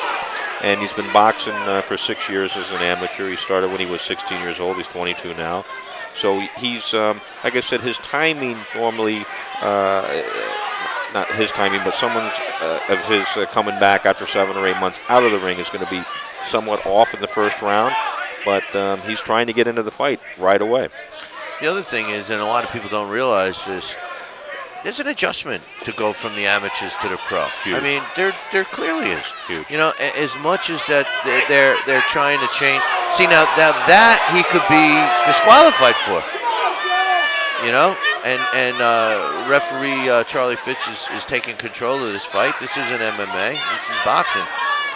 But there is an adjustment, even though they have altered the rules a little bit in the amateur ranks, which I think will help the pro ranks. In the next couple of years, but these amateurs now coming out the way the scoring system was, and then they go from that to the pro ranks. It's a difference. Yeah, it used to be a huge difference. Like you said, they've taken the headgear off now. They're fighting with more professional style gloves, and they're counting the punches more, where if you do damage in the amateurs now, it's more significant, whereas before they were literally just counting punches. Well, you and I got to do, you were part of the broadcast when we did the Florida State Golden Gloves, and I saw the implementation of, several of the new rules. Now, they didn't, they did fight with headgear still, but I was impressed and pleased with what I saw. And speaking of being impressed and pleased with what I see, we've got the ring card girl coming around, and she's showing us that it's the second round. Joseph Shell is across from us in the gray trunks. I know that was kind of a rough and tumble round, but unofficially, I kind of got to lean towards Dante Palmer in that. I'll tell you what, Palmer's got to be careful. He's extremely wild, and I think he got a little frustrated when he threw Shell down, because I think he thought he heard Shell in the corner when Shell stumbled down there. He actually thought he knocked him down. That he either knocked him down or it hurt him, and got frustrated when he couldn't follow up on his advantage, or what he thought was his advantage. Well, when he tried to literally fling him, tackle him, Charlie Fitch took control and told him, "Don't do that." Here we go, beginning the second round in the lightweight division.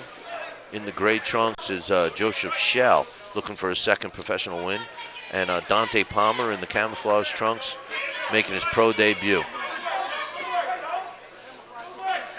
And when was the last time you saw a club show where we're in our fourth bout and every single fight has been entertaining and so far has gone the distance?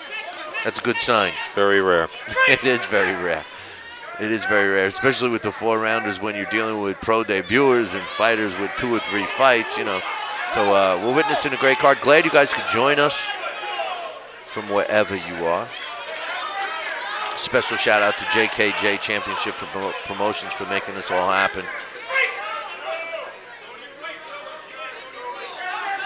It's interesting that you educated me on Dante Palmer having 60 amateur fights, because in this particular fight, he seems like the more experienced fighter, even though this is his pro debut. And he's fighting with a high energy level and a high punch output level as well. He seems relentless in there. And I think Joseph Shell is having some, Joseph Shell is having some trouble with the volume of punches. I think it's not only the volume, it's just he just throws punches from weird angles. He's just so awkward and wild that I don't even think he knows where he's punching from sometimes. So Shell definitely doesn't know where they're coming from. But the one thing is that he's moving enough where Shell can't connect.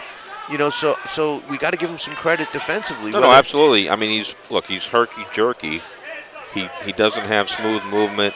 He doesn't have rhythm, but he just ducks down at inopportune times. You have no idea when he's going to do it. You have no idea whether he's going left or right. So he's hard to hit. Well, he's moving his head, which makes it hard for anybody to hit. He's fighting technically sound. His hands are up, and he's being aggressive. So, when you have a fighter that's seemingly technically sound, throwing a lot of punches, to me, he's overwhelming Shell right now.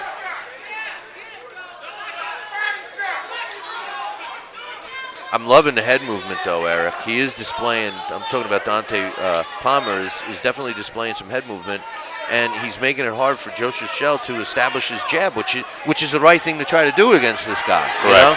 Well, Shell just landed a very good right uppercut. And just as I say that, he just tried it again. Tried it again.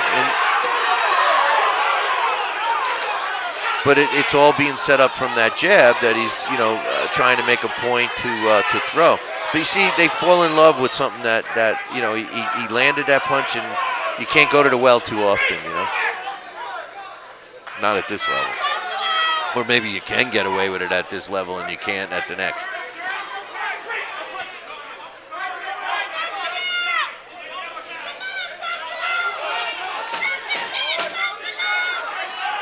Well, here we are getting ready to end the second round, and we're going to go to a commercial break. We'll be back.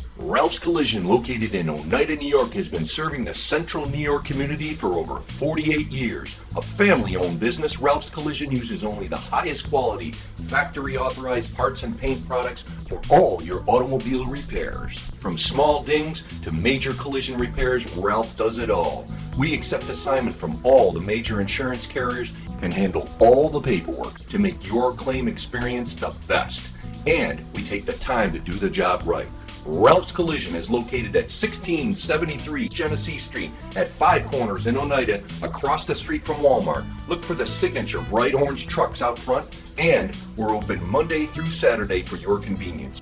For a free estimate, call us anytime at 315-363-6860. When you want the job done right, think of Ralph's Collision for all your automotive collision repair needs. And we're back. Glad you could join us. We're in round 3 of a scheduled 4-round fight in the lightweight division. Joseph Schell is in the gray trunks. He's the more experienced fighter by record. And Dante Palmer in the camouflage trunks. And now these guys are opening up. Both are throwing and landing. It's a little wild in there, but it is entertaining. And Joe Schell just shook his head like he was stunned a little bit, Eric. Oh, I didn't see the punch, but I just saw the sweat go flying. It's like the last round of an amateur fight. You know, they're both going for it. It's only the 3rd round, so if they both survive this round, whoever's in better shape is going to win the fight. Well, you know, I mean, in a fight like this, they kind of got to go like this because, you know, the rounds have been close, you know. Yeah, I think I think the first 2 rounds you could have easily, the right decision was to give 1 round to each man. Yeah. I just, you know, and that was a solid shot, solid 2-punch combination from Schell, and he actually showed some sportsmanship because he did not throw the punch when Palmer got stuck outside the rope a little bit. Should have thrown the punch. Huh? He should have thrown the punch. I know. You know, it was a good sign of sportsmanship. Yeah, it is, but that's. I'm never playing Monopoly with you, Botcher. He can show sportsmanship afterwards. He can shake his hand and say, good fight. You're right.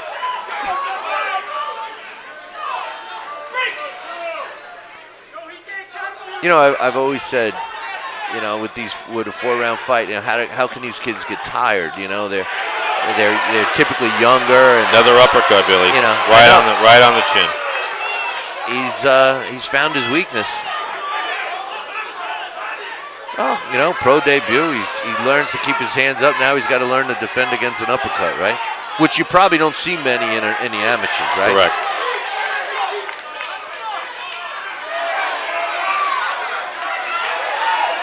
You know, and I get the feel that if this was a 6-round fight, that Joe Schell has the advantage because he just seems to all of a sudden be in a comfort zone that I didn't see. Exactly. You He's know? fighting with a lot more confidence now.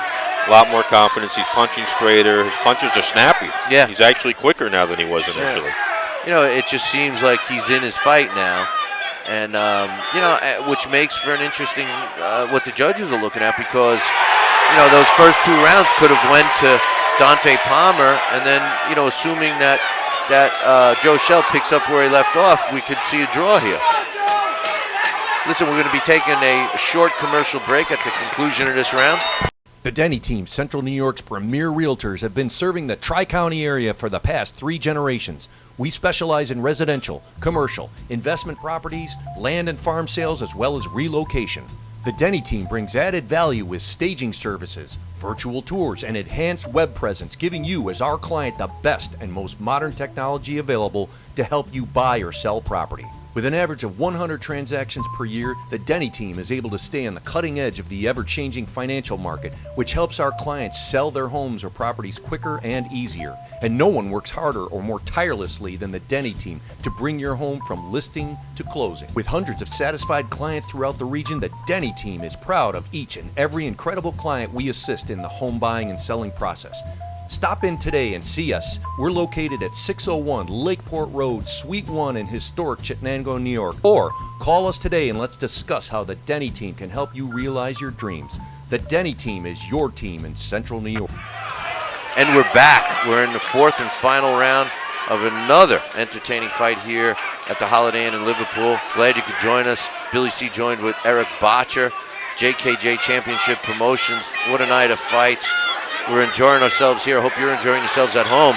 And just when we thought that Joe Schell was finding his groove, Dante Palmer comes out fighting with some sense of urgency here. I think this is a really tough fight to score, man. I could see the first round or two going to Dante Palmer. Maybe the last round, clearly, in my opinion, went to Schell.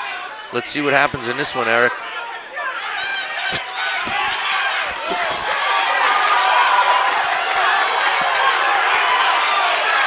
You know, and this is where the lack of experience for Dante Palmer is going to, come into play because, right then he could have circled and changed the momentum right there, and instead he took 4 or 5 punches. Yeah, I mean, he came out fast, really, like you said, but then Schell immediately got comfortable. After he held him off for 10 or 15 seconds, he got back into that comfort zone again, and, he's building on what he did in the third round because that's the one round where we know this guy definitely won the round. The first two, like you said, were close. Yeah. Another thing that I'm really enjoying, not only with this fight, but just the atmosphere here, and I'm hoping that you guys at home can feel it because, the intensity level of the fans has risen. People were on their feet after that last round, and everybody's into it right now, and that's what we need in boxing, Eric.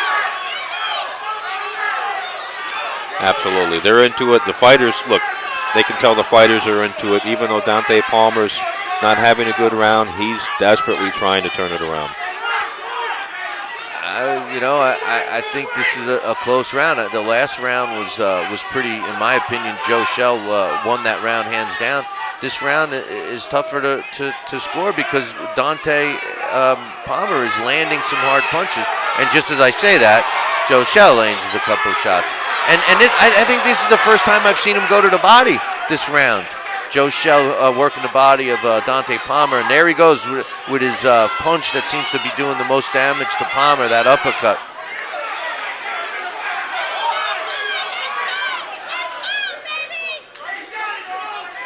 At least fatigue is not a fact. And Joe Schell is fighting with urgency now, Eric. He knows that this fight is on the line for him. And it's going to be interesting to see what the judges scored.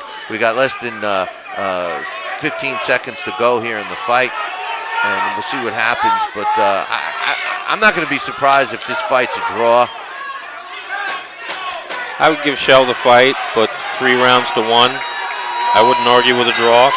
Yeah. I would be very surprised, though, if we see a 40-36 score like we've seen in the first 3 fights. You see, I'm thinking unofficially.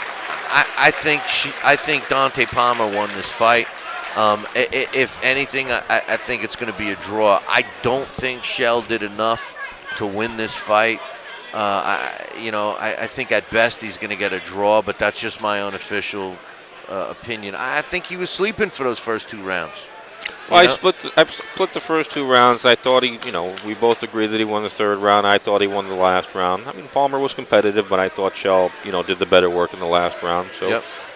I think at worst he got a draw, but we'll see. Yeah. No, like I said, I agree with you. I think that it's a draw, but to me, I think if I was scoring the fight, I probably would have leaned towards Palmer. I thought he landed although the uppercut found its home for Schell on the chin of Palmer. There's one thing I wish the ring announcers were consistent, and gave us some kind of a signal that they were going to start to speak, But anyway, it'll be interesting to see what happens here. But I think you're right. It's probably going to be a draw. No. Like I said, I picked Schell, 39-37. Oh, you think Schell? Yeah, I said it could be a draw at worst, but I thought Schell won the fight. I'd be surprised if he won. I think it's going to be a draw or go the other way. So there you have it. That's why we have 3 judges in a fight, because if it were up to Eric and I, we both went the opposite. We'd flip a coin. We flip a coin. Well, we're going to go up to the ring announcer for the official announcement here in a second, if maybe he looks over this way. And we will go up to him right now.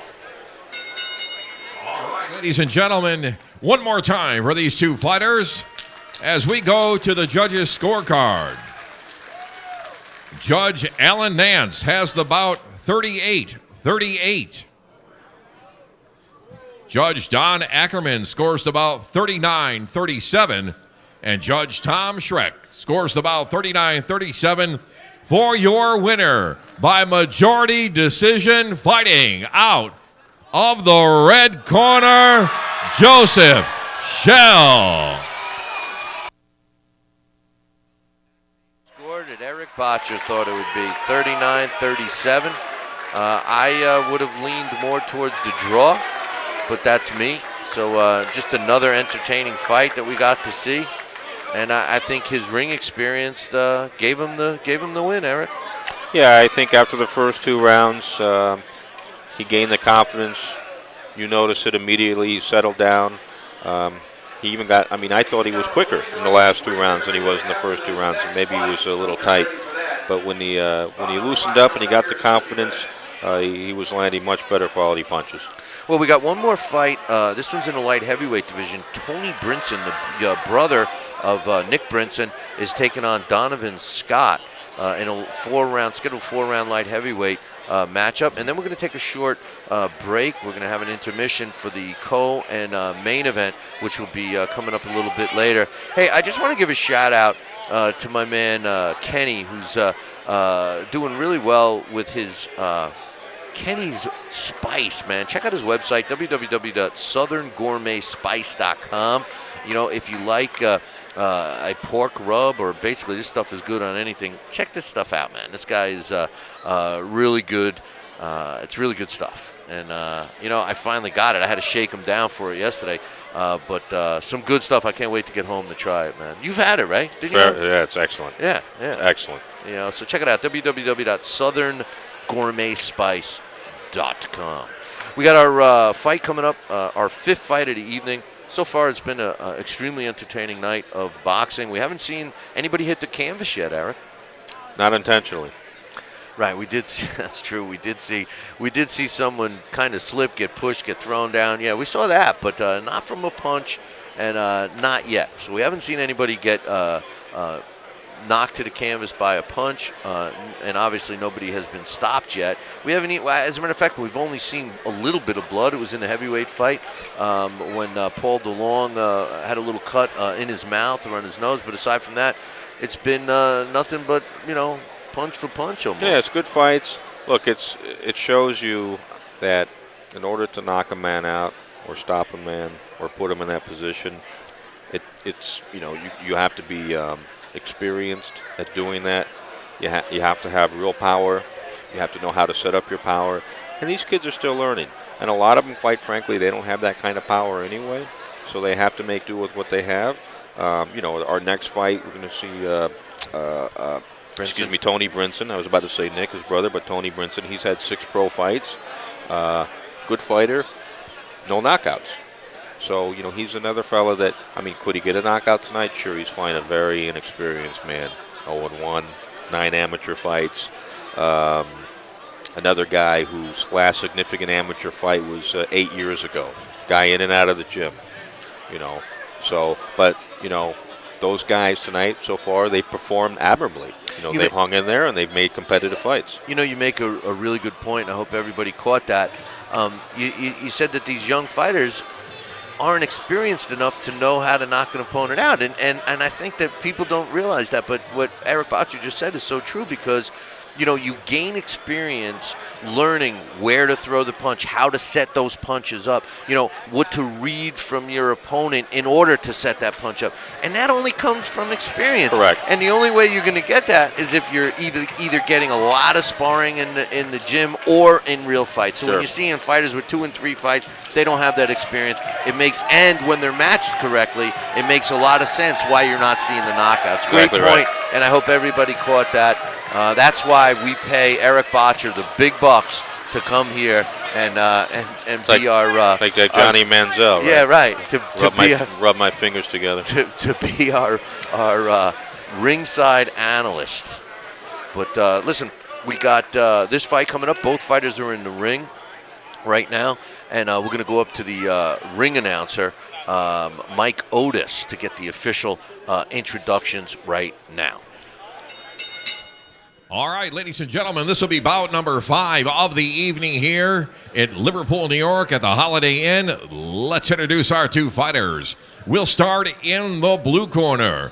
He weighs in at 171 pounds, wearing the white trunks. He hails from Paterson, New Jersey, and he enters the ring with a record of no wins, 1 loss, and no draws.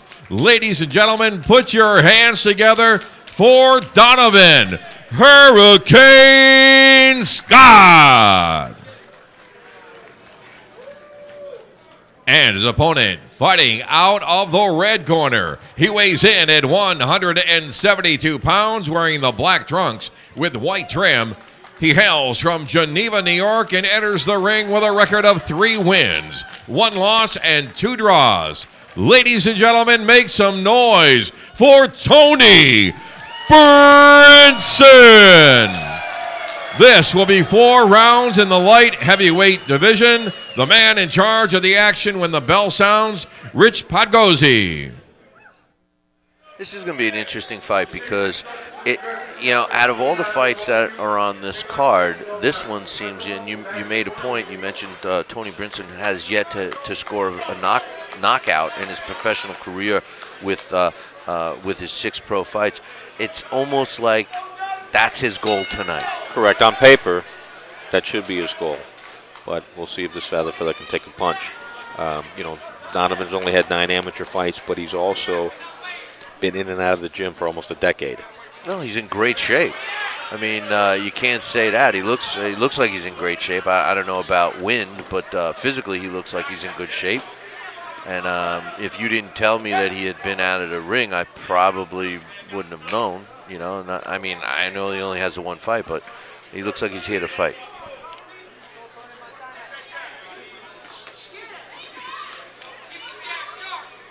Brinson looks like he just, was trying to feel this opponent out, even though it's only a 4-round fight. He's trying to see what Donovan Scott has. That's the other thing, Billy, at this level, with these guys that have so few fights. None of these guys have been on TV. None of their fights are on YouTube. They really don't know what they're getting into, other than looking at the guy's record. They have no idea what the guy looks like physically until they see him at the weigh-in. Right. And half the time you don't even know who your opponent is till you're standing at the scales. Because they come in with, so many buddies and stuff like that, and they all look like fighters, and most of the time they are. Yep.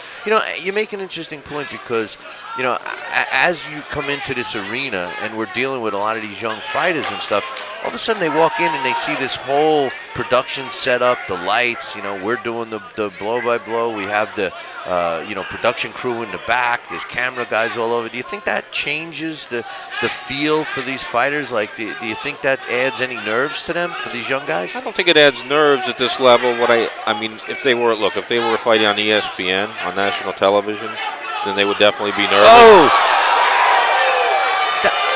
Now, that's going to be... right. Okay, Dick Picozzi's calling the right thing. What just happened was he just took the shot. Donovan Scott took the shot, took a knee, and while he was down, he kind of knocked Brinson over. Correct. Yeah. I would love to see the replay on that. Maybe we'll see that after this break.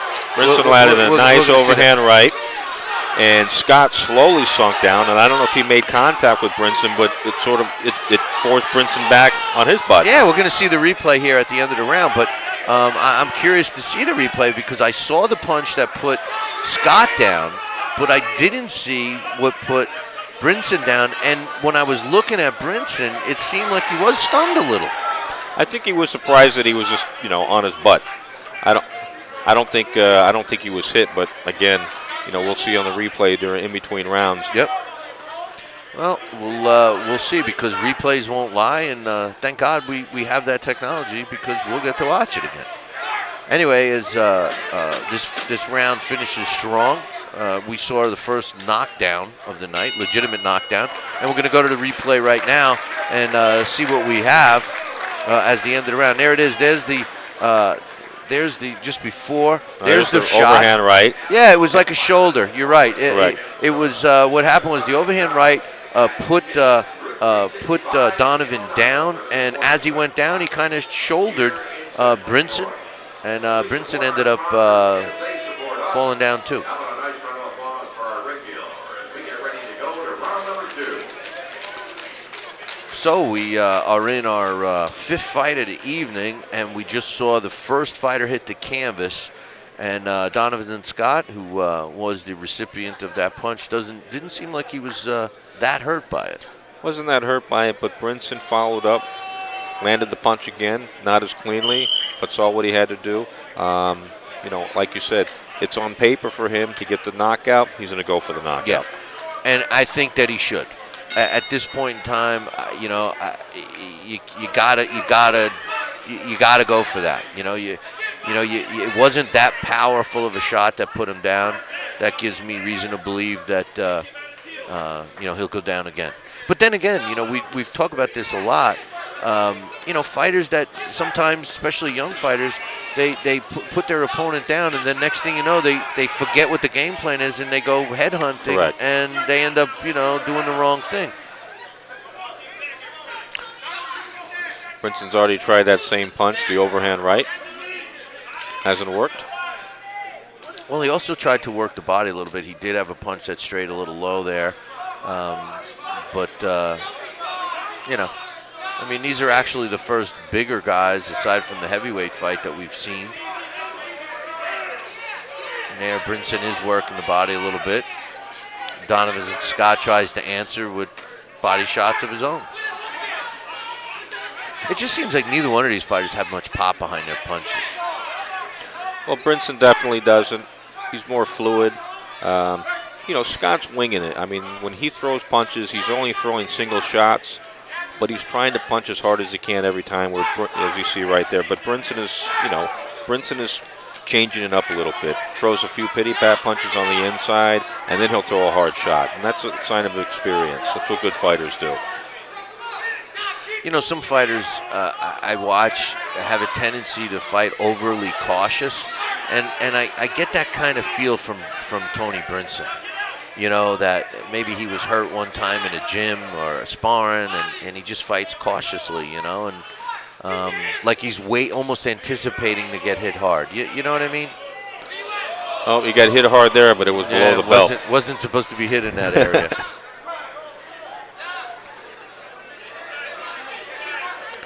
Well, there's another fighter hitting the canvas, but this time it shouldn't have happened. But Dick Bacozzi is taking control, sending Donovan Scott to the neutral corner. And by rule, Brinson can take up to 5 minutes to recover. They never do. It's up to him. He says he's fine. Have you ever seen it? Not a full 5 minutes unless the guy is trying to get the other guy disqualified. And he refuses to just keep fighting after 5 minutes. Well, then he loses. Correct. So... And in case you don't know what Eric and I are talking about, the rule is if a fighter unintentionally, okay, now if a referee calls it an intentional, that's a totally different story. But if it's an unintentional low blow like what just happened, and Brinson couldn't have recovered after 5 minutes, he loses the fight. It's an important rule. Now, if it's an intentional low blow, then he could be disqualified. The puncher who landed the fighter who landed the punch. Anyway, we're still in this fight. Out of all the fights, and here this one looked like, because it's light heavyweight, and generally light heavyweights, the big guys, they have punching power, they have speed. It just seems like this one needs a little more action. Right. Here we go. We're going to see a replay of the low blow, just so we can all feel the pain. Maybe we could see that again. It didn't look like. It's okay. We got a good view of the. Oh, no, I was talking about the ring car girl. But we have, we're going to get a, here it is right here. And, you know, it was, you know, that it didn't look, it almost looked like it got him on his thigh. It did get him on his thigh. I think he was just shocked. You know, when you get hit down there, it's just the shock of getting hit in an area where you're not supposed to be hit. You know, but obviously he wasn't hurt. Yeah, you know, I mean, it's easy for us to say from here. But yeah, I've seen a lot worse low blows. But nonetheless, he did get some time. And we did get a warning for Donovan Scott. And we're getting ready to start the third round. This is a scheduled 4-round fight in the light heavyweight division. Tony Brinson is in the black trunks with the white trim and the solid white trunks in his second professional fight. Donovan Scott out of Paterson, New Jersey, who's seemingly working on Brinson right now. Just took a shot from Brinson as he was delivering some punch, he meaning Donovan Scott. I'll tell you what, Donovan Scott, if he lands one of those haymakers, he can do real damage because he's putting a lot of power behind it. He's just, you know, he's just throwing them wild, and it's almost as a guy closing his eyes and trying to get lucky. I think you're right. I think that he does have more pop behind his punches. Much more. Than when he lands a punch, you can hear it. And I don't hear anything when Brinson lands a punch. But you're also 100% correct. It seems that Donovan Scott is not the most accurate puncher out there. But when he works the body, it's a little easier to be effective because, you know what I mean, it doesn't have to be a pinpoint shot. Well, that's wrong. That's a wrong statement, but you know what I mean. Hopefully everybody watching knows what I mean. Look, Brinson, I think right now he's content just to try to use his skill. Maybe in the last round go for the knockout. Right now he's been throwing body punches, but the body punches have been soft. They're not going to do much. When he was right in front of us here and he landed 3 or 4 body shots right in front of us, they all seemed like shoe shine. Correct. You know?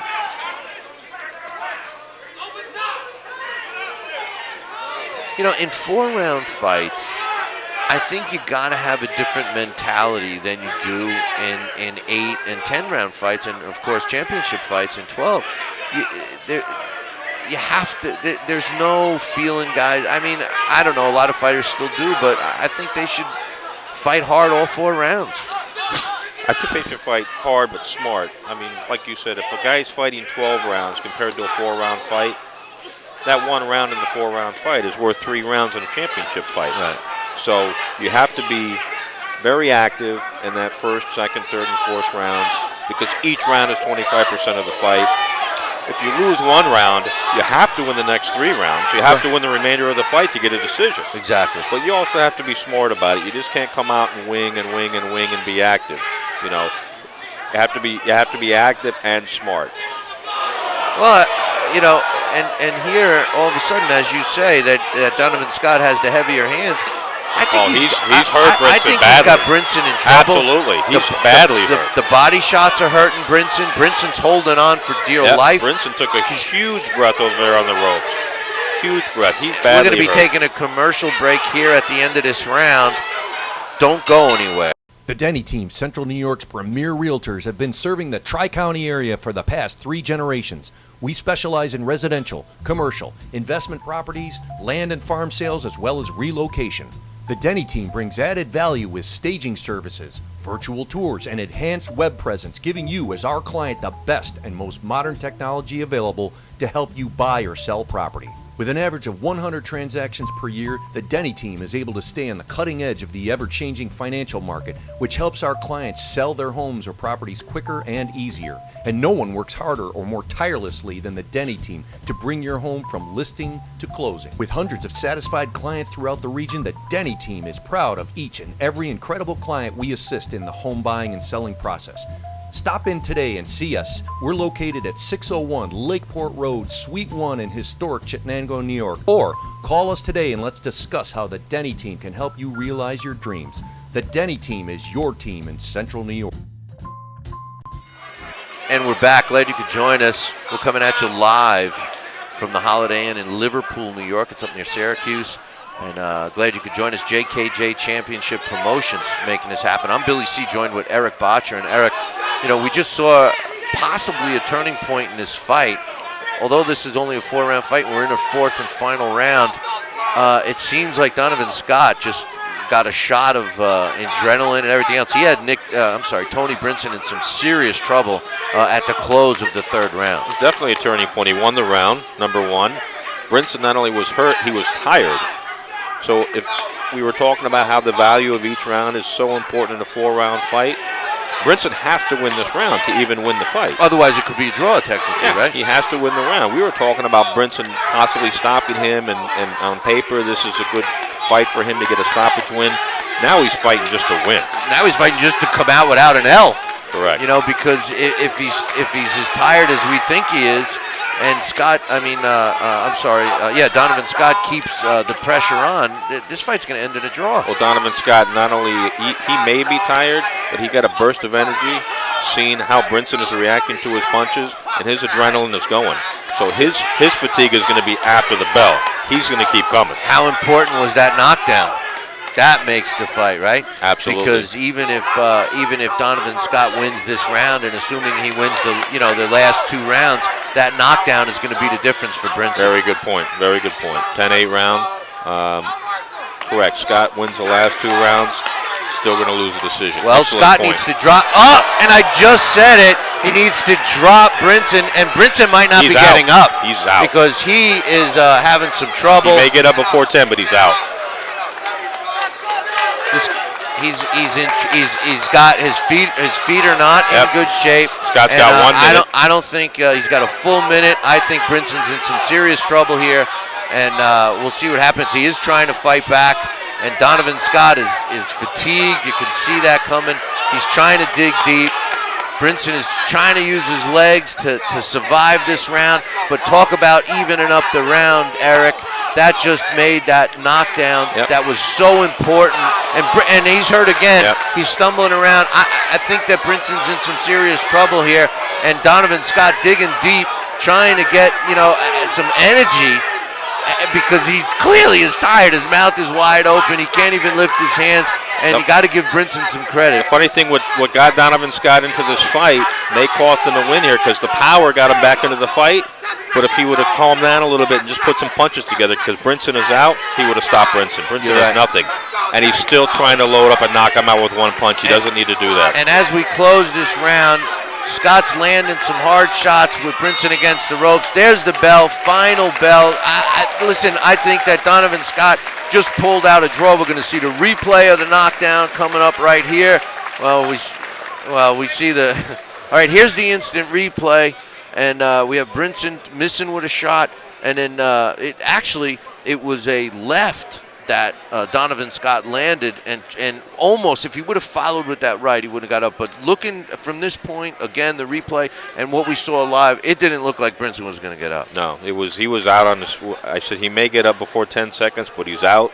He was out, and this mistake Scott made, which is a mistake that guys of his experience make. Here's the replay again. He tries to knock him out with 1 punch. He got him with a sweeping left there, the right on the neck, and Brinson, I'm telling you, he was out. He was. I tell you, if we see this instant replay one more time, I think what we saw is Brinson threw a punch that missed, and that shot that missed set the punch for Donovan Scott up to come back and connect while he was in a vulnerable position.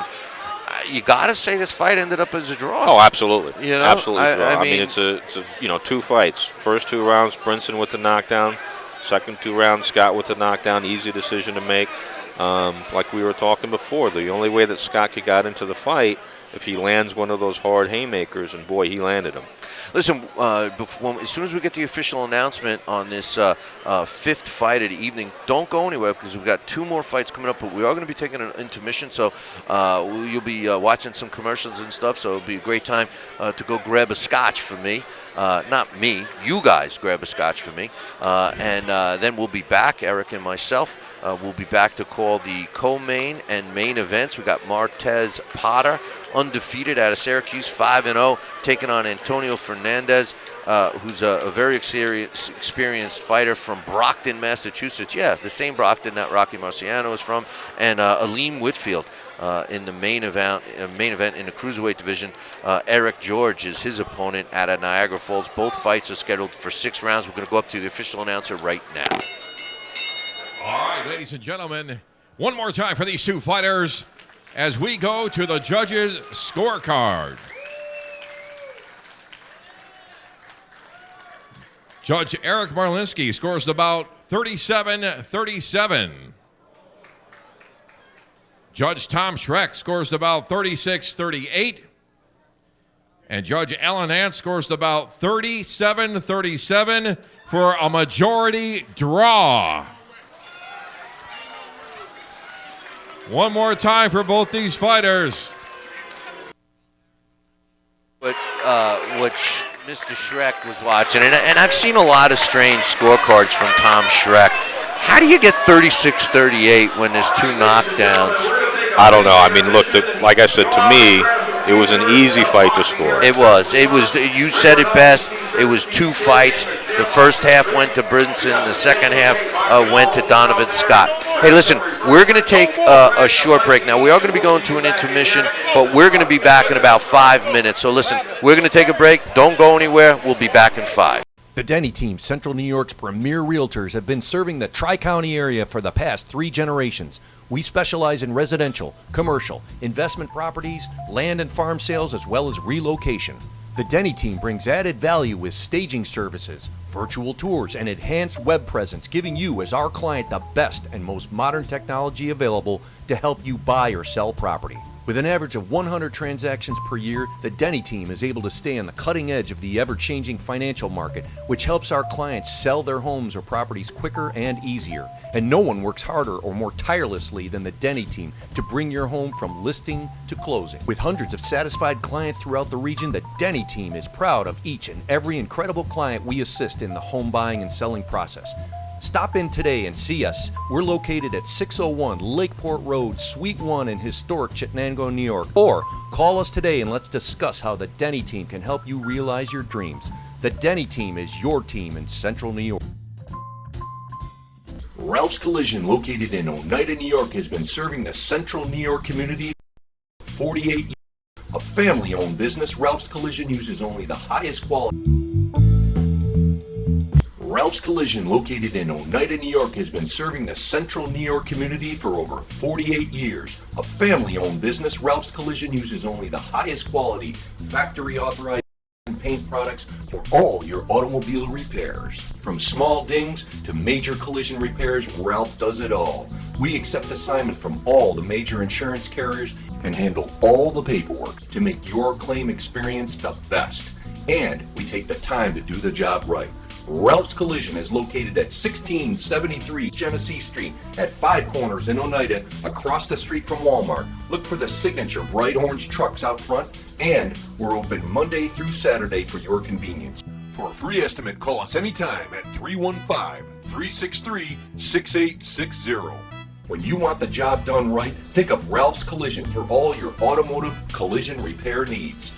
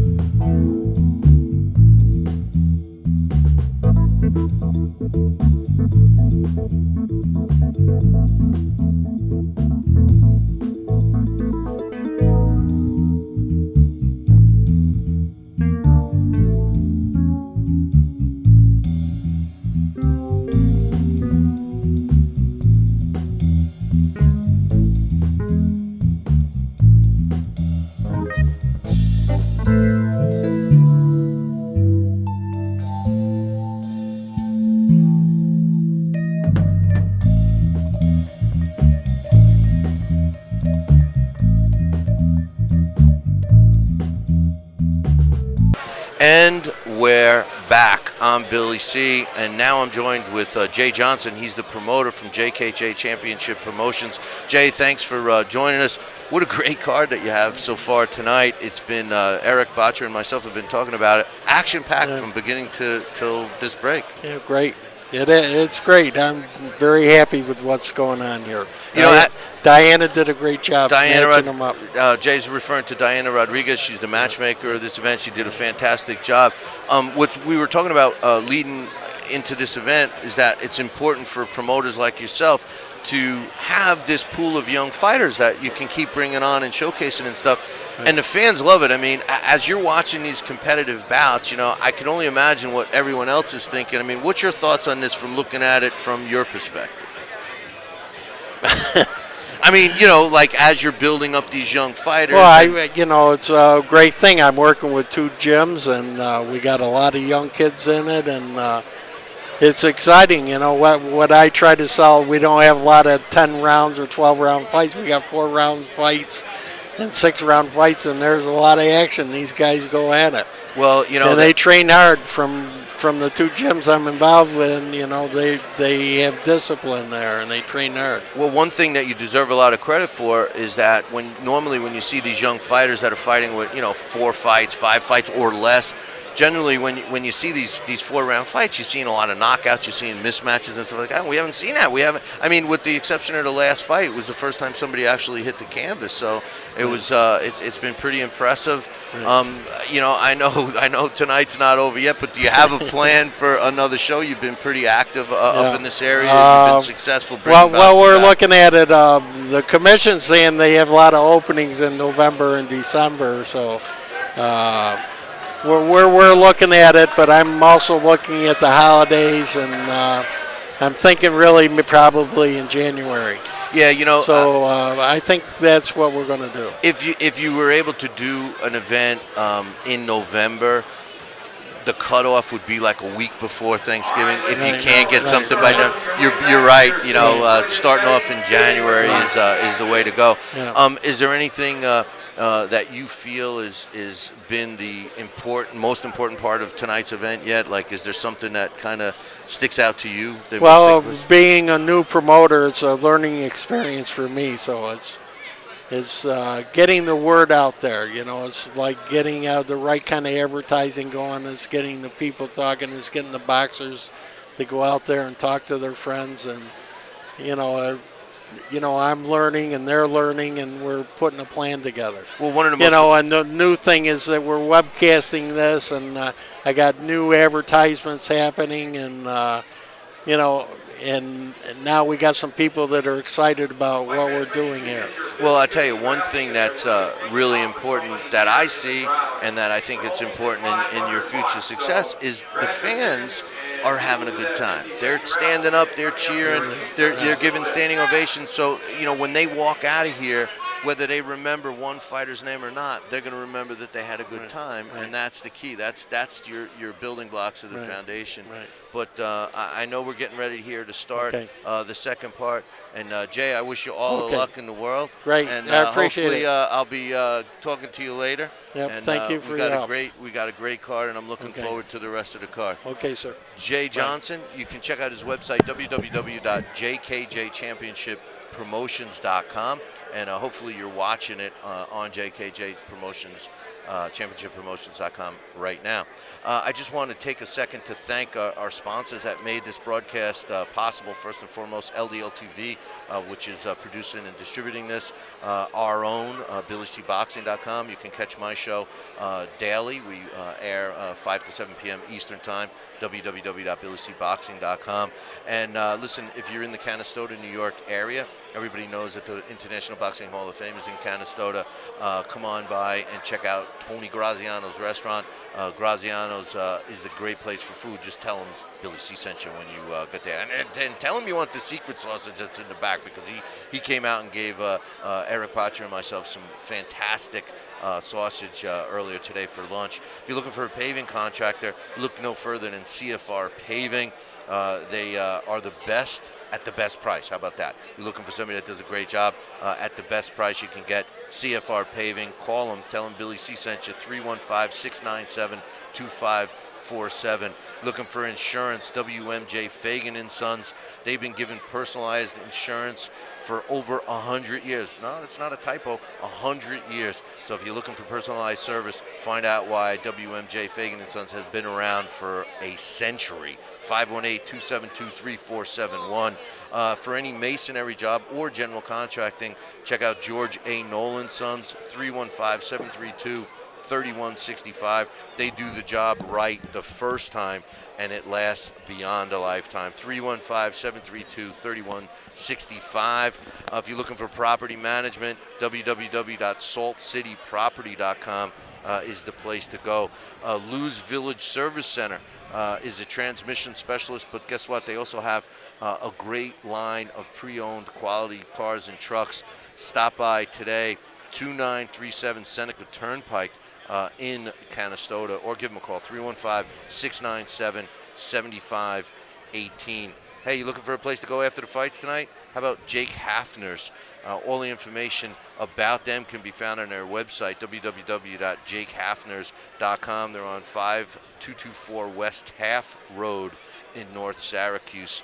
I asked my man Eric if he wanted stone. He thought I was talking about something else. I'm talking about stone, like crushed stone, fill, topsoil, that kind of stuff. Check out Kinsella Quarry, 315-637-3390, or you can visit them on the web, www.thkinsella, that's KINSELL.com, SELLA.com. How about Peter Denny's team? And the Peter Denny team will help you with all your real estate needs. Check them out, 315-247-1910. And, of course, special attention goes to Ralph's Collision. They do a great job. Visit them.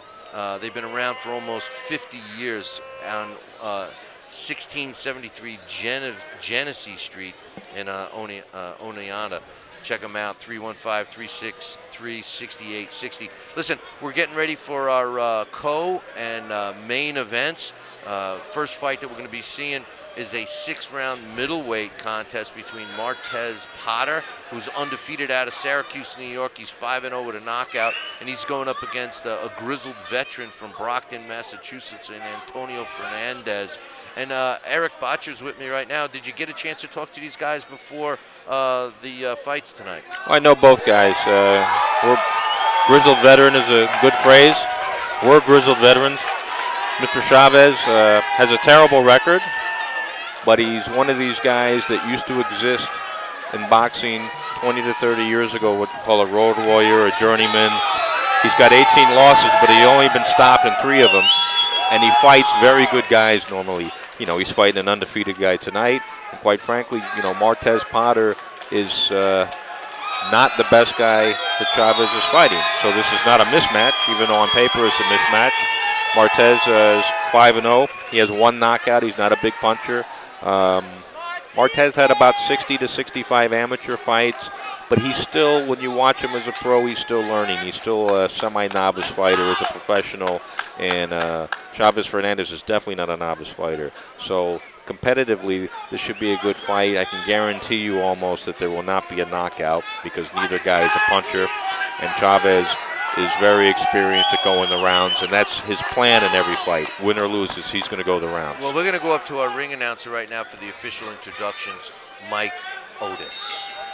All right, ladies and gentlemen, we're ready to continue with boxing action here at the Holiday Inn in Liverpool, New York. This will be 6 rounds in the middleweight division and our co-main event of the evening. Let's introduce our 2 fighters. We'll start in the blue corner. He weighs in at 155 pounds, wearing the orange trunk with black trim. He fights out of Brockton, Massachusetts, and enters the ring with a record of 4 wins, 18 losses, and 2 draws. Ladies and gentlemen, make some noise for Antonio Chavez Fernandez. And his opponent fighting out of the red corner. He weighs in at 155 pounds, wearing the blue trunks with gold trim. He hails from Syracuse, New York, and enters the ring with a record of 5 wins, no losses, and no draws, and 1 win, coming by the way of knockout. Ladies and gentlemen, make some noise for Martez, the Punisher Potter.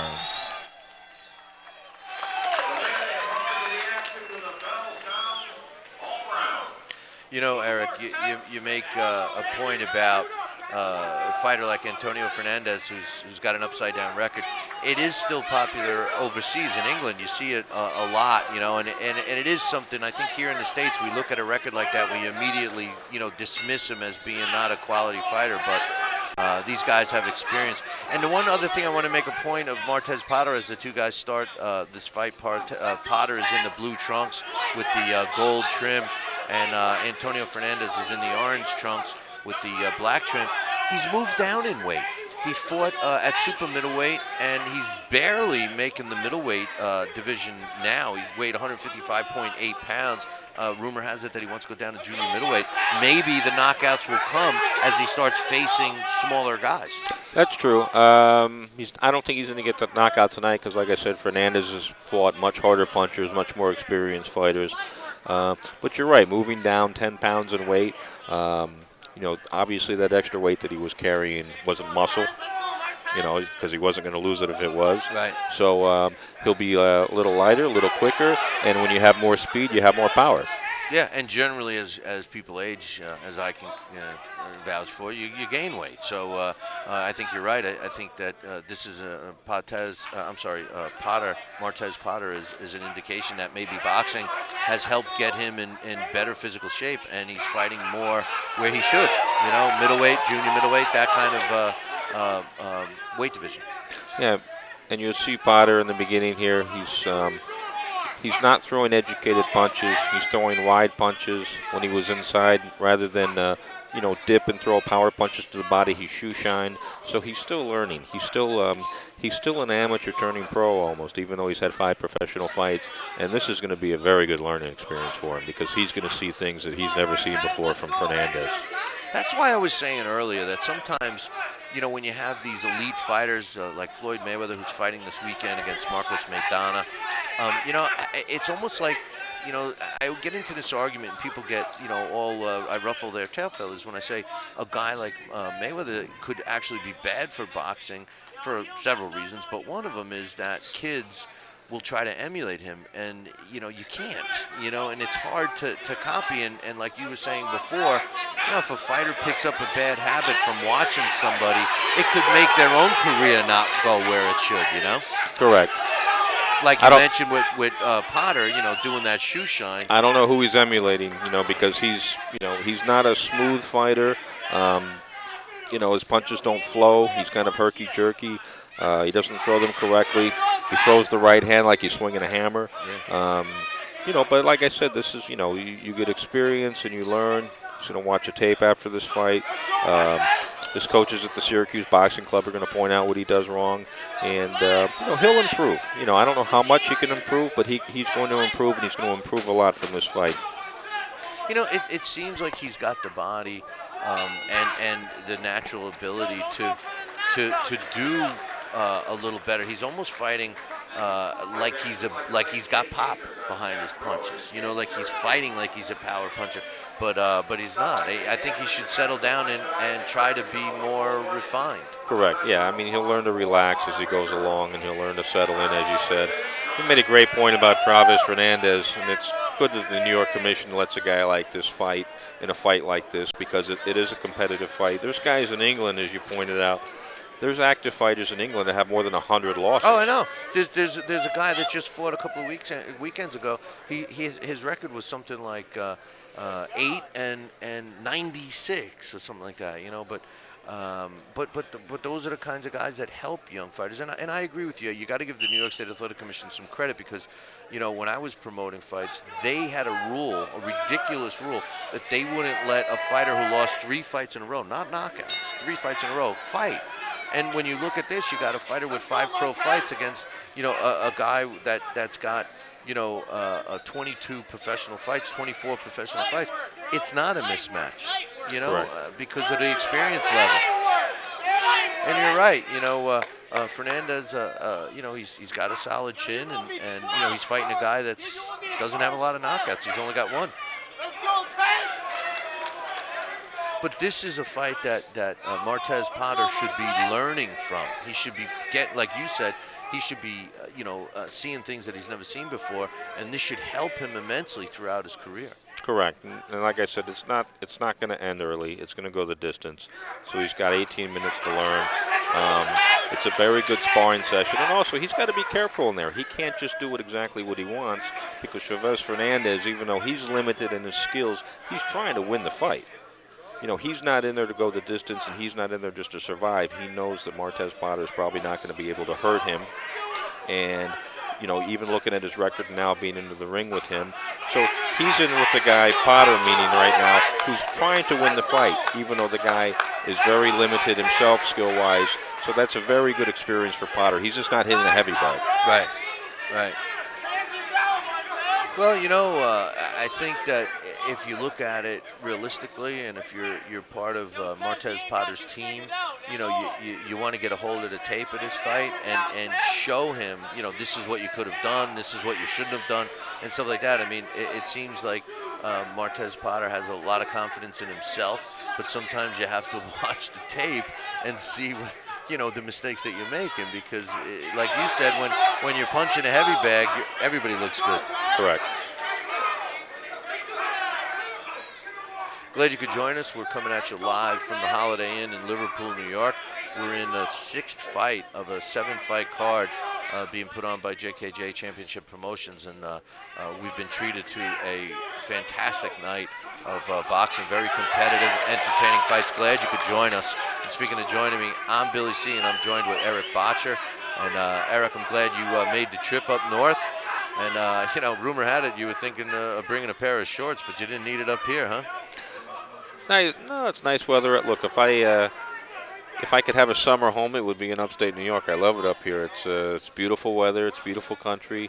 But I'm in Florida, so when it gets cold up here, not so anxious to come up to watch the fights. Well, I'll make you a deal. Next summer, you come and stay with me. We'll go out on a boat, and during the winter, I'll come down and stay with you. How about that? That's a deal.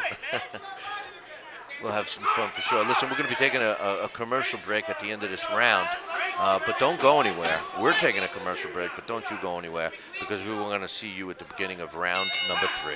Ralph's Collision, located in Oneida, New York, has been serving the central New York community for over 48 years. A family-owned business, Ralph's Collision uses only the highest quality, factory-authorized parts and paint products for all your automobile repairs. From small dings to major collision repairs, Ralph does it all.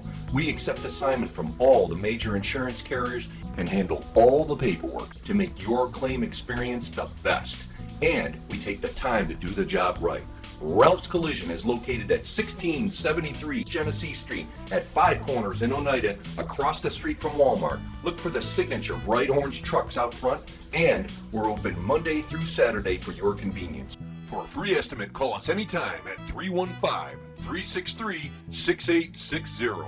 When you want the job done right, think of Ralph's Collision for all your automotive collision repair needs. And we're back.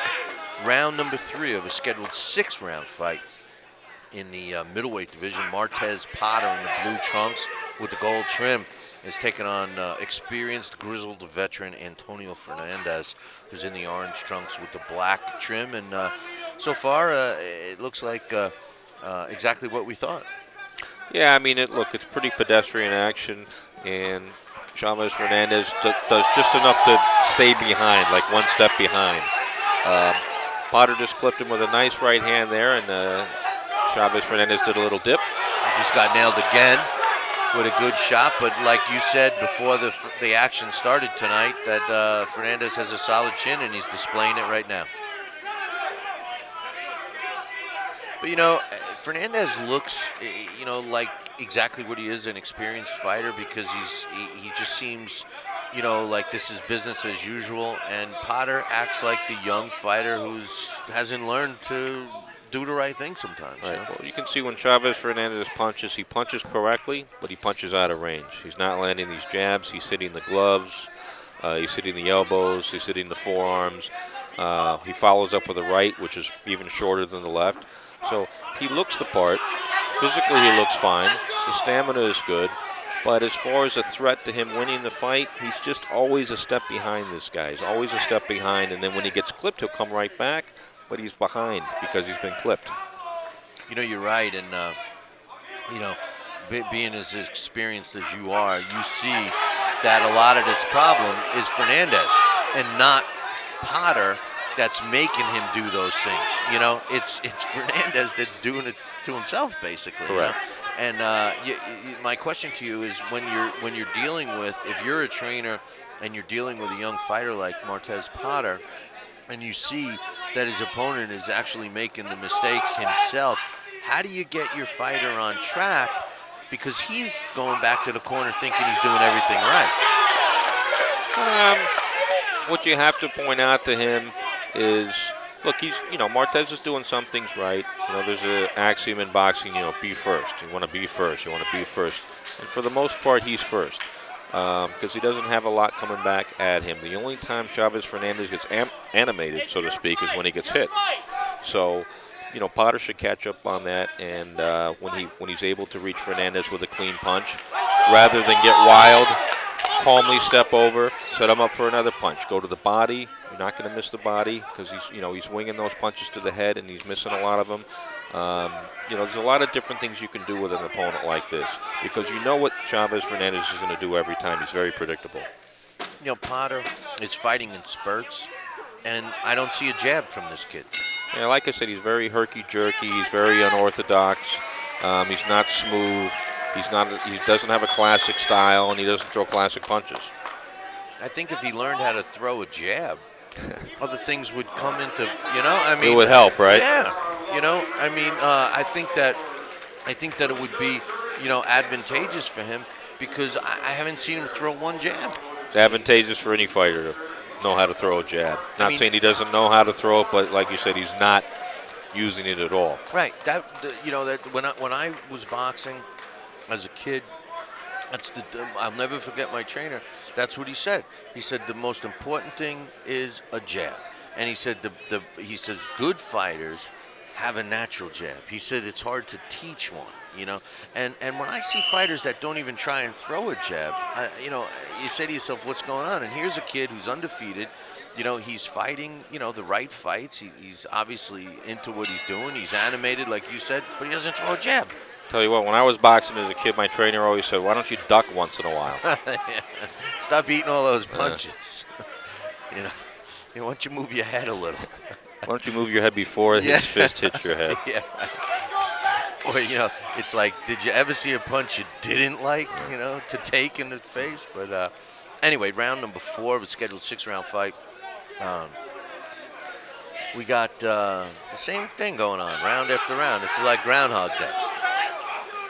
But, it's like, I don't mean to be so critical of Martez Potter, but he seems to be doing the same thing, and he fights like he thinks he's got this knockout punch.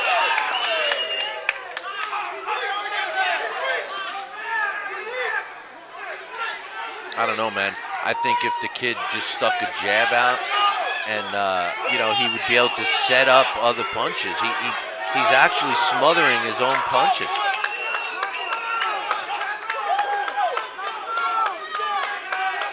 He's in good shape. He's not tired because, look, he's fighting with a lot of energy. And you can tell he's very tense in there. He's not a relaxed fighter. Yep. So he's in fantastic physical condition. He's very well trained. But if he would calm down a little bit, smooth out a lot of rough edges, and use the jab, as you said, he'd have a lot more success. He wouldn't get Fernandez out of there, but he would not get hit as much because he is getting hit once in a while, and he'd land a lot more. Yeah, I'm surprised that his team isn't working on a jab with him. I'm sure they are. I see some of these guys, especially with these weird, unorthodox styles that is not being taught to him.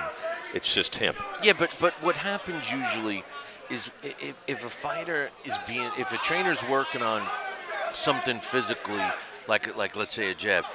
Normally, a fighter will come out and try to work it, what they've been working on, and then abandon it. Like if he gets in trouble or something like that, he goes back to his comfort zone. I haven't seen him try to throw. I haven't seen one jab from him, not one. And like we said, he's not a knockout puncher. So I mean, it's not. Sometimes you'll see a knockout puncher just go for the kill because they're used to watching their opponents fall, and you can't say that with him. The mind of a fighter, Eric. It's a very scary place. Sometimes it's a very vacant place too. The mind. It's a terrible thing to waste. Yeah.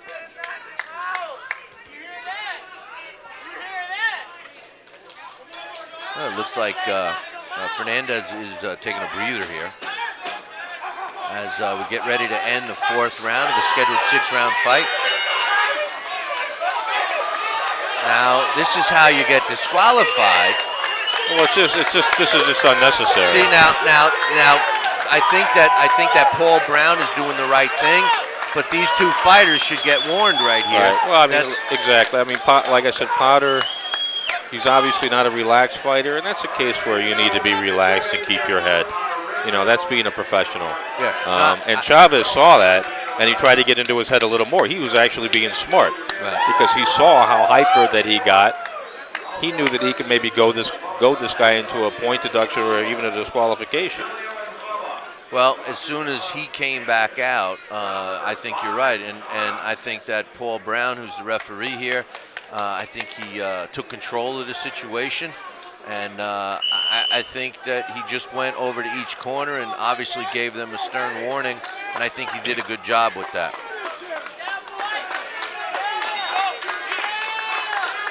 And as a result, you see them touch gloves, so obviously Paul did a great job in that, and that was kind of strange. Stupid rookie mistakes, right? Young fighter mistakes doing that, right? Yeah, you always have to keep your head. You always have to control your own emotions. We're in round number 5 of a scheduled 6-rounder in the middleweight division. Martez Potter in the blue trunks with the gold trim and the sequins sticking all over Fernandez, who's in the orange trunks with the black trim. And, for a fighter that, is not known for his power punches, he is landing some solid shots on Fernandez, but as you indicated in the very beginning, he's got a solid chin. Yeah, Fernandez is very solid, and when Potter lands these punches, they're not sneak punches. They do come up from odd angles, but he's winging them from so far away, and he's winding up for them from all these different angles, where Fernandez can always, even though they're coming from different angles, he can see them coming. He's not surprised by any of them. No, and all he's got to do is move slightly, and then everything is off the punch. But like we've said, punches are set up with a jab. And if you're not going to throw a jab, you're not setting up any punches.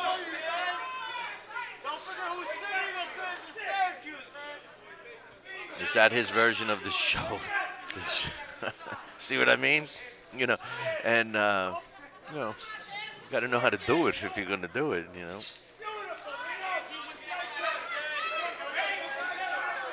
it's interesting. We've seen a slew of 4-round fights tonight, and a lot of them seemed like the fighters were more refined than what we're watching right now, even though these guys have more experience. Potter's never going to be a refined fighter. I mean, he's always going to have this strange style. He can smooth it out a bit. I mean, some guys are just, just the way he's going to fight.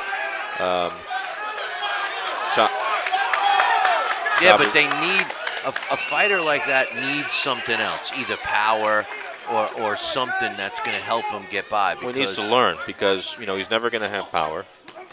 So he needs to learn. Like you said, he needs to learn how to use a jab.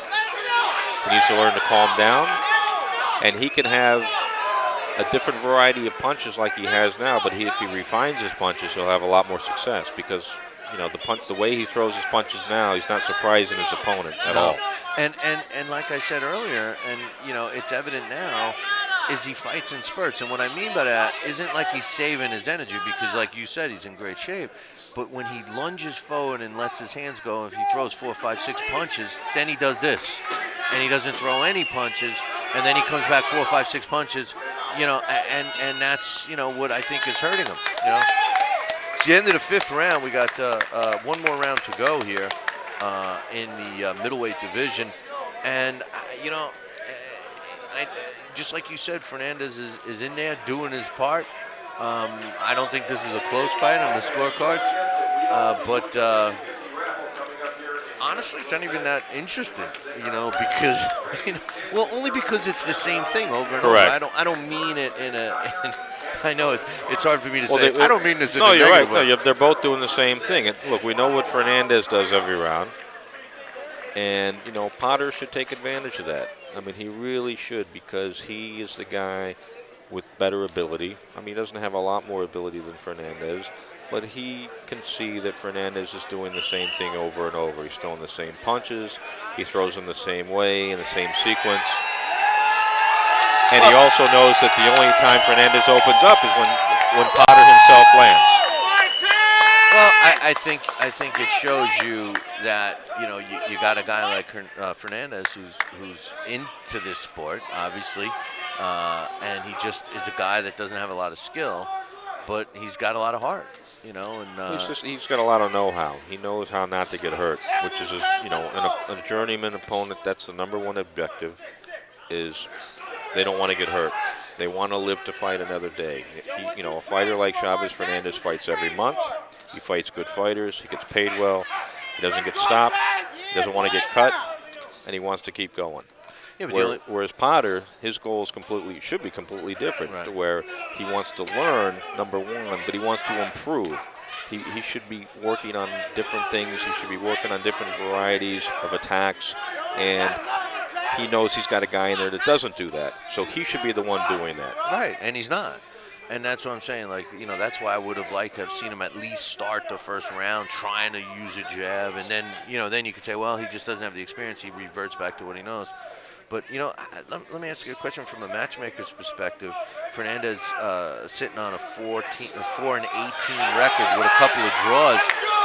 How long does a fighter have a career like that? I mean, at some point in time, he's gonna the opportunity is not gonna be there, because he loses so many fights in a row. Forgetting, the fact that he goes the distance, he doesn't get hurt. I mean, when's the cutoff?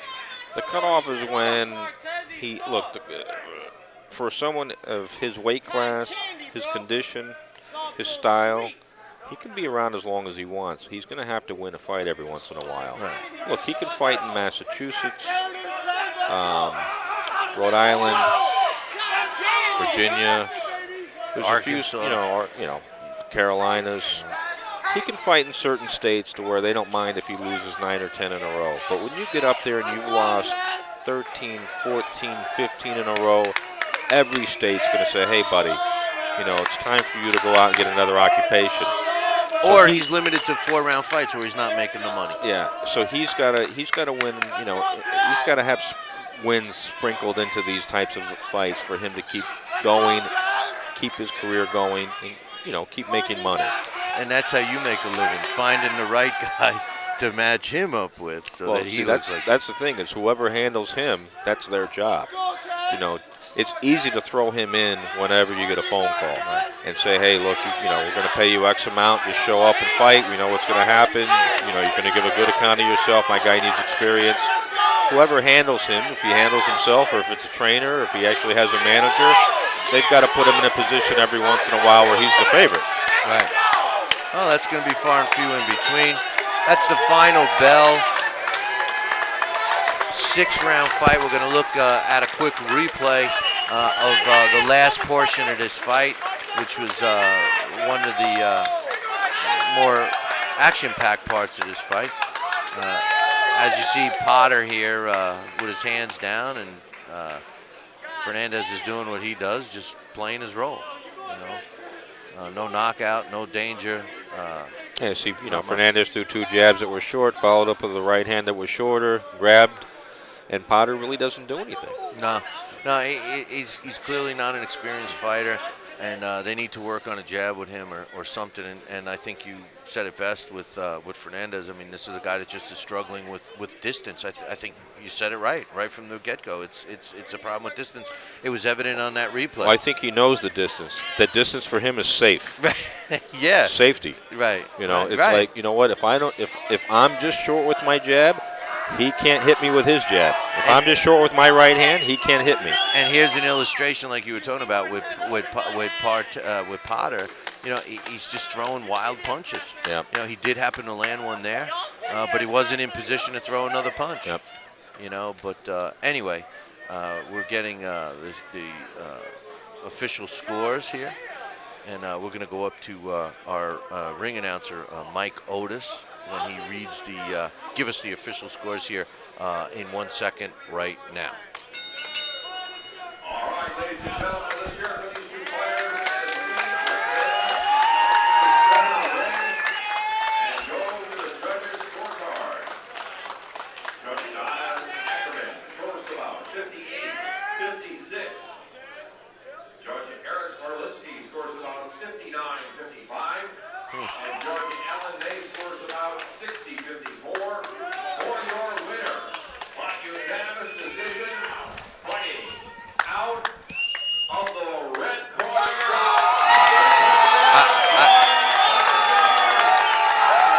I got to be honest with you. Where did that 58-56 score come from? I mean, do you? I mean, listen, we were sitting here watching the whole fight. You know, I mean, the bottom line is I didn't think that Fernandez won a round. I didn't score the fight, but I'll tell you what, there were some rounds, quite frankly. Look, we saw Fernandez wasn't landing too many punches in any round, but there was a few rounds where Potter really didn't land anything either. So a couple of those rounds, you know, you almost want to say, look, it's almost like they eliminate each other. Right. I'm a little surprised at those, but we're gonna take a quick break. We'll be back. Something tells me we're gonna take a quick break. We'll be back in 2. Ralph's Collision, located in Oneida, New York, has been serving the central New York community for over 48 years. A family-owned business, Ralph's Collision uses only the highest quality, factory-authorized parts and paint products for all your automobile repairs. From small dings to major collision repairs, Ralph does it all. We accept assignment from all the major insurance carriers and handle all the paperwork to make your claim experience the best. And we take the time to do the job right. Ralph's Collision is located at 1673 Genesee Street at 5 Corners in Oneida, across the street from Walmart. Look for the signature bright orange trucks out front, and we're open Monday through Saturday for your convenience. For a free estimate, call us anytime at 315-363-6860. When you want the job done right, think of Ralph's Collision for all your automotive collision repair needs. The Denny team, Central New York's premier realtors, have been serving the Tri-County area for the past 3 generations. We specialize in residential, commercial, investment properties, land and farm sales, as well as relocation. The Denny team brings added value with staging services, virtual tours, and enhanced web presence, giving you as our client the best and most modern technology available to help you buy or sell property. With an average of 100 transactions per year, the Denny team is able to stay on the cutting edge of the ever-changing financial market, which helps our clients sell their homes or properties quicker and easier. And no one works harder or more tirelessly than the Denny team to bring your home from listing to closing. With hundreds of satisfied clients throughout the region, the Denny team is proud of each and every incredible client we assist in the home buying and selling process. Stop in today and see us. We're located at 601 Lakeport Road, Suite 1 in historic Chittenango, New York. Or call us today and let's discuss how the Denny team can help you realize your dreams. The Denny team is your team in Central New York. And we're back. You're watching a live boxing event coming at us from the Holiday Inn in Liverpool, New York. JKJ Championship Promotions has put on a great show. Diana Rodriguez was the matchmaker, and we did a great job. She did a great job with this. We're getting ready for our last fight of the evening. It is in the cruiserweight division now. Eric, you were asking me about Aleem Whitfield. He's been moving up in weight.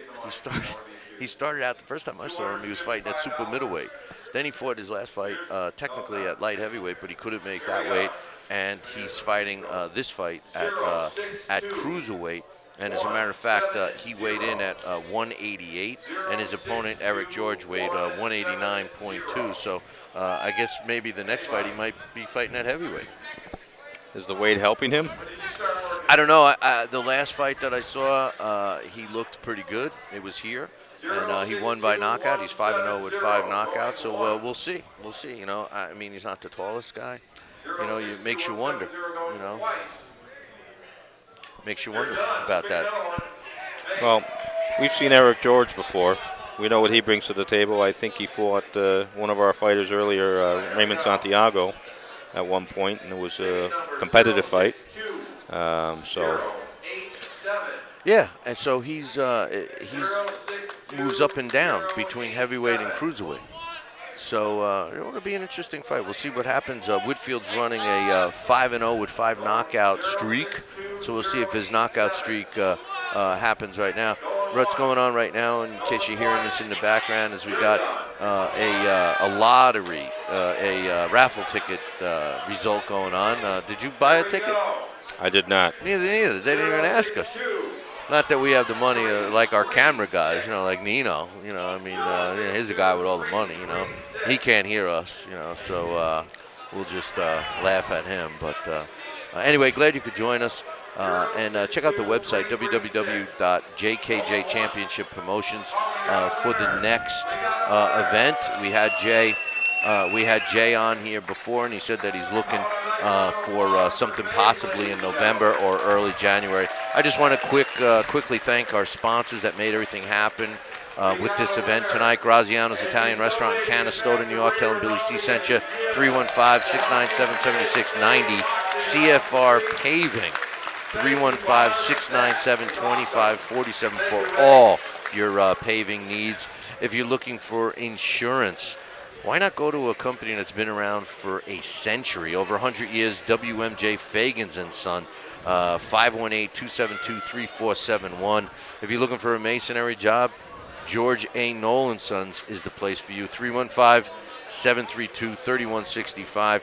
And one last one I wanted to mention, if you're looking for a good children's book series, check out the Bible Tunes, www.bibletunes.tateauthor, that's TATEAUTHER.com. The fighters are making their way to the ring right now. The first guy that's going to be up in the ring is Eric George, just like you were talking about, Eric Botcher.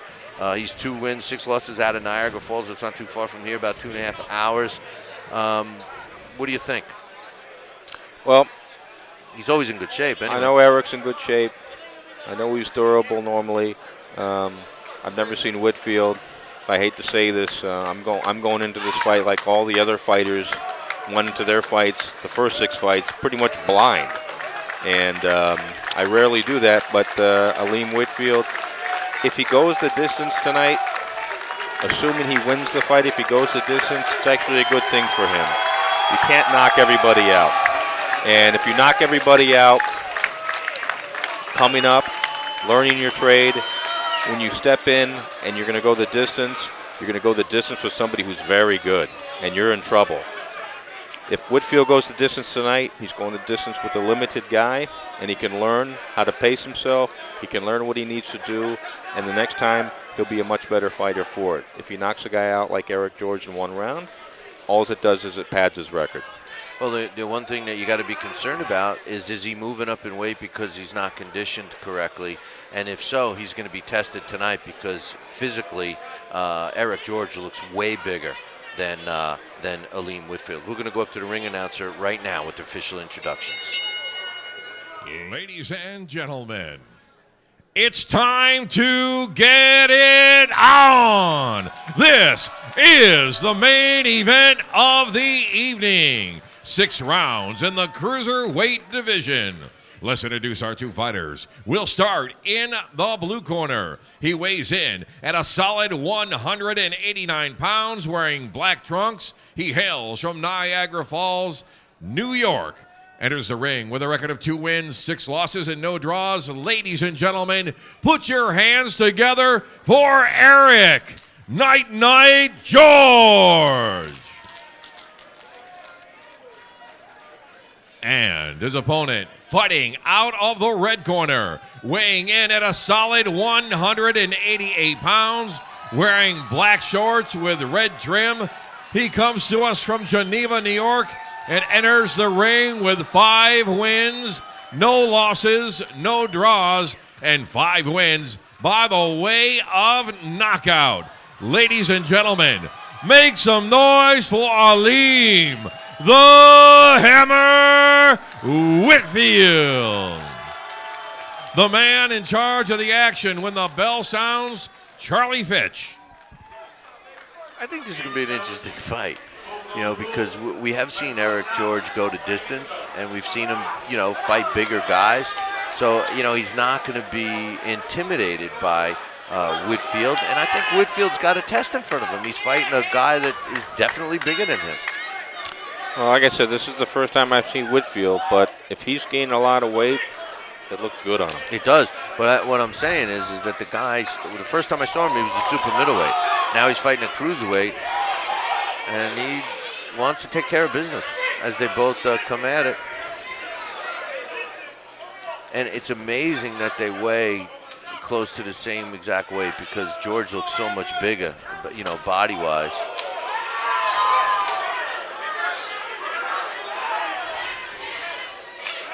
Whitfield seems overconfident, and you got to be careful. Well, they're both very wild right now. Well, George isn't exactly refined. His punches are wide all the time, although he just landed a nice, very nice left hook. But, he's... Whitfield shows you some speed, but again, you're not seeing much accuracy.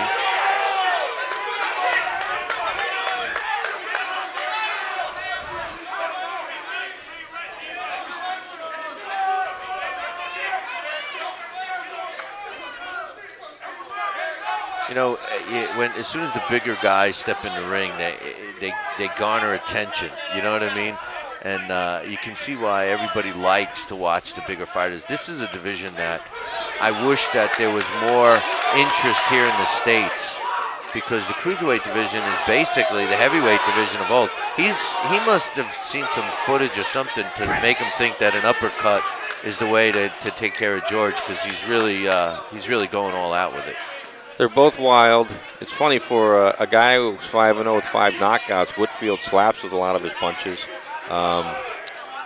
He did land one of those slapping punches earlier in the round, and he stunned George. So I don't know if that's because he's just got some natural power, or George doesn't have the greatest chin in the world. Combo of both. But he's definitely letting that uppercut go a lot. Whitfield. The last fight I saw, his knockout came towards the end of the fight, so we'll see what happens with this one.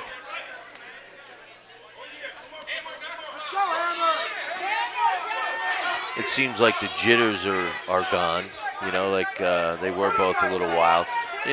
Like I said earlier this evening, one thing I like to look at with fighters is their legs, and I look at Whitfield's legs, and they are kind of skinny. What do you think? Look, you're right. The other guy, Eric George, more compact, bigger frame, even though he's not as tall. Whitfield he does carry his weight. Ralph's Collision, located in Oneida, New York, has been serving the central New York community for over 48 years. A family-owned business, Ralph's Collision uses only the highest quality, factory-authorized parts and paint products for all your automobile repairs. From small dings to major collision repairs, Ralph does it all. We accept assignment from all the major insurance carriers and handle all the paperwork to make your claim experience the best. And we take the time to do the job right. Ralph's Collision is located at 1673 Genesee Street at 5 Corners in Oneida, across the street from Walmart. Look for the signature bright orange trucks out front, and we're open Monday through Saturday for your convenience. For a free estimate, call us anytime at 315-363-6860. When you want the job done right, think of Ralph's Collision for all your automotive collision repair needs. And we're back.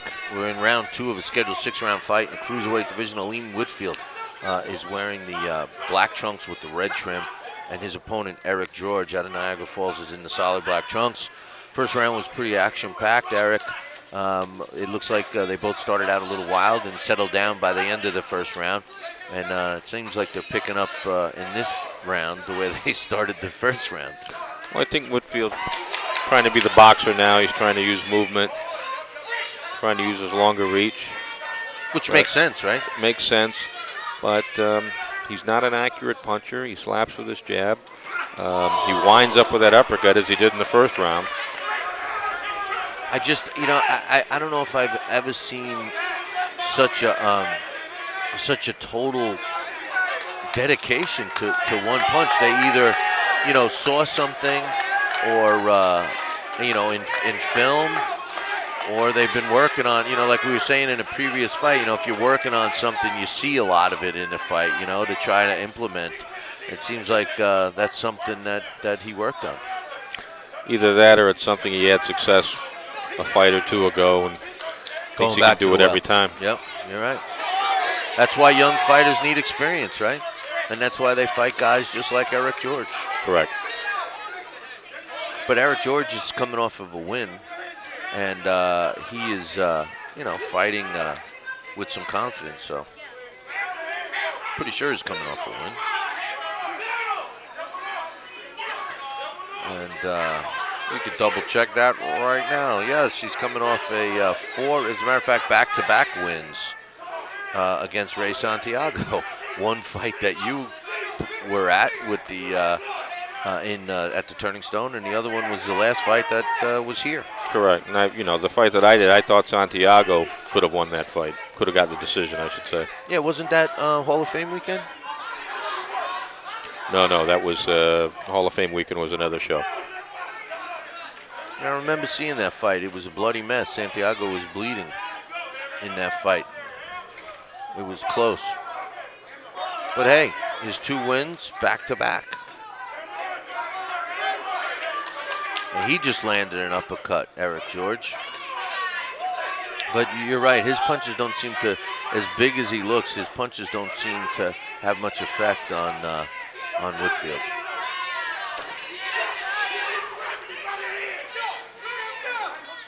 It seems Whitfield might be breathing a little. This is hard. bad news. They're both tired. It's only the second round. Well, I heard, although he looks like he's in good shape, I heard that he doesn't like to train, Whitfield. And that's the reason why he keeps going up in weight. And that's a problem because, like you said, they both seem a little winded here. And, at 5-0 with 5 knockouts, winning by knockouts, you have a tendency to start believing your own press clippings, Well, if he doesn't like to train, he's not going anywhere. It's hard when you have a young fighter who's winning and you're trying to tell him, no, you got to do this, you got to do that. And then he steps in the ring and he knocks his opponent out. It's hard to, sometimes it's almost, you don't want to wish a loss on someone, but sometimes that's what they need to improve, So, but anyway, we're entering the 3rd round of a scheduled 6-round fight in the cruiserweight division. In what seems to have slowed down. If the camera was just on Eric Botcher's look he just gave me. if we're lucky, because we have 2 very tired fighters, one of them is going to hit the other one with a haymaker. Well, otherwise, unless one of them goes to sleep, maybe we'll go to sleep. I tell you, let's just hope that an uppercut works because that seems to be the only punch. But Whitfield is breathing extremely hard right now. And it almost looks like he's lost his legs. He doesn't seem like he can move. This could be the fight that teaches him a lesson about the gym because he's breathing hard he's seemingly getting frustrated that George is still here, and George, this is what George does. I mean, he might be tired, but this is what he does. He hangs around. He should, but, look, he's won 2 fights in a row. He should be excited to try to take advantage of this. I think we're seeing the best of Eric George. I mean, I don't think he is going to get better. Maybe he could. That's probably not fair to say, but we're seeing Whitfield. There he goes with that uppercut again, and it's like his punching power bails him out and then he lands another shot. Ooh, and he just took a solid shot, but I guess he's got a good chin. Well, what's happened here is both guys being tired realized that there was 4 more rounds. Neither guy wanted to go 4 more rounds, so they're both trying to get the other guy out of there like immediately. Yeah. Well, Eric George would, if he wins by stoppage, it would be the first one in his career, and he's like lightning. He's not hitting the same spot twice. And Whitfield is just out of gas, man. He's out of gas.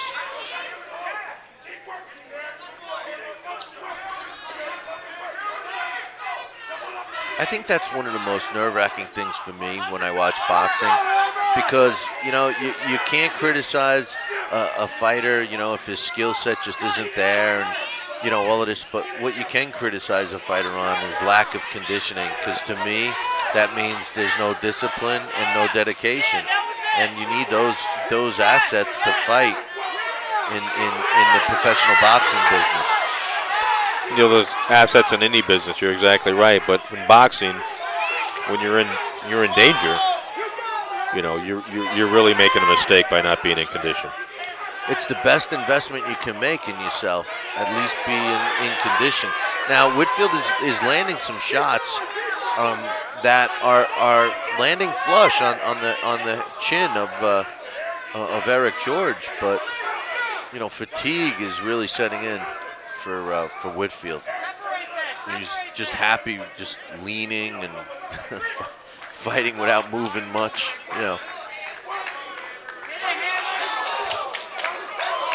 His hands are totally, they were just dropped at his side. Look, George, he landed a couple of good shots there, but he doesn't seem to have the power to hurt Whitfield.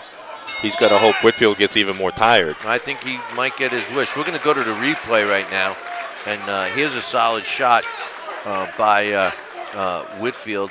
That was by George, right there, that left hook. George landed a left hook, but the one prior to that looked like Whitfield landed flush, but I think fatigue is becoming an issue for both fighters. So we'll see. This is round number 4. So we'll see what happens as time goes on here for 3 more rounds.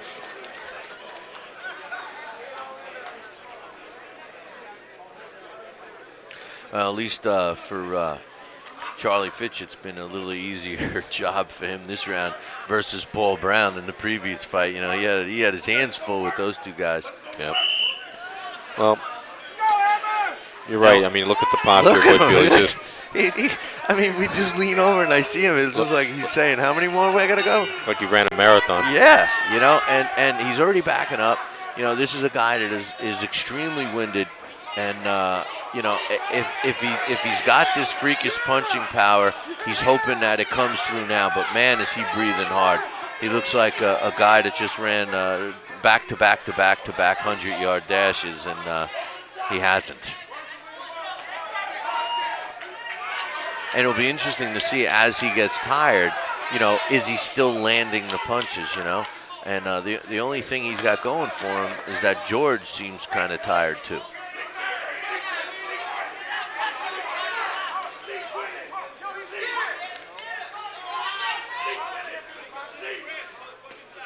And Whitfield is trying to keep this fight as close to his own corner as he possibly can, so he doesn't have a long walk at the end. Yeah, it's an old trick that veterans use, but it just seems that he doesn't want to be moving around. I mean, there's no bounce in his feet, and his hands are down by his side. Yeah. If George had the know-how and the skills, I really don't think Whitfield could get out of this fight. Yeah, I mean, that last right hand that Whitfield threw, he literally closed his eyes and just threw it, hoping to get lucky. Here's another thing I'm noticing is that Whitfield is so fatigued that his gloves aren't even closed. Correct. You know, he's having a hard time making a fist, and you're talking about slapping. If we thought he was slapping in the beginning, you know.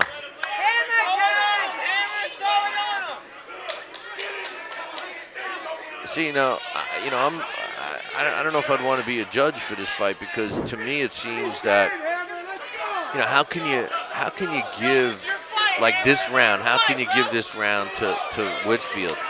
Well, maybe that punch just gave him the round. But I mean, besides that, he's not doing much. I mean, neither guy is landing a lot of punches. You're right. They really aren't. And it's a shame because, for an underdog like Eric George, if he was in better condition, he would be taking over this fight. He has the opportunity. Yeah. He really has the opportunity here. He has the opportunity not only to win the fight, but to knock this guy out. I think that if I'm Eric George and I'm his corner at the end of this round, I'm telling him, you got to knock him out, and that he's there for the taking. Look, Whitfield is so tired that he's leaning forward trying to throw punches as he's leaning. Now that punch was solid. Whitfield just landed a solid punch. Maybe he's getting a second win. I don't think so. I don't think, not after that. No. Not after that move. But hey, listen, we're going to take a commercial break right at the end of this round. We'll be back in one. Ralph's Collision, located in Oneida, New York, has been serving the central New York community for over 48 years. A family-owned business, Ralph's Collision uses only the highest quality, factory-authorized parts and paint products for all your automobile repairs. From small dings to major collision repairs, Ralph does it all. We accept assignment from all the major insurance carriers and handle all the paperwork to make your claim experience the best. And we take the time to do the job right.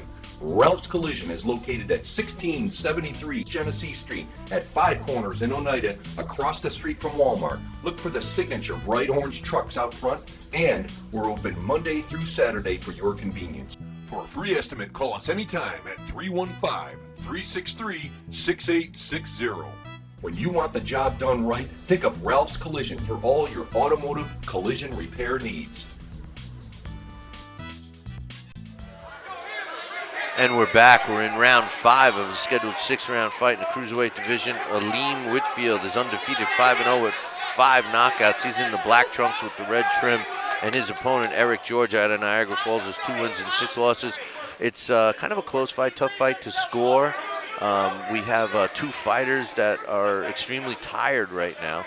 And I don't know about you, Eric, but I think Aleem Whitfield has less energy right now than Eric George, but Eric George is failing to capitalize on the fatigue factor of Aleem Whitfield. Yeah, I think it's one guy is very tired, and the other guy is just really happy about it. And Charlie is ruling that a knockdown, and that could have just saved the fight for Whitfield. It was a chopping blow, but look how tight he is. He's literally leaning on the top rope, and he can't.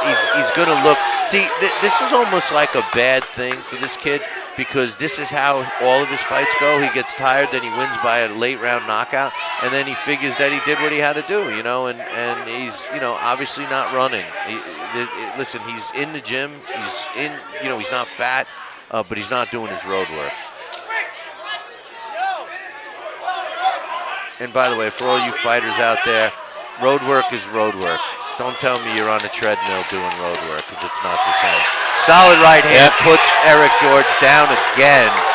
And Eric George is getting a combination of being tired and getting a couple of shots. And as I look over at Whitfield, he's so tired. I got to give him credit for landing these punches and letting, giving himself the opportunity to win this fight by knockout.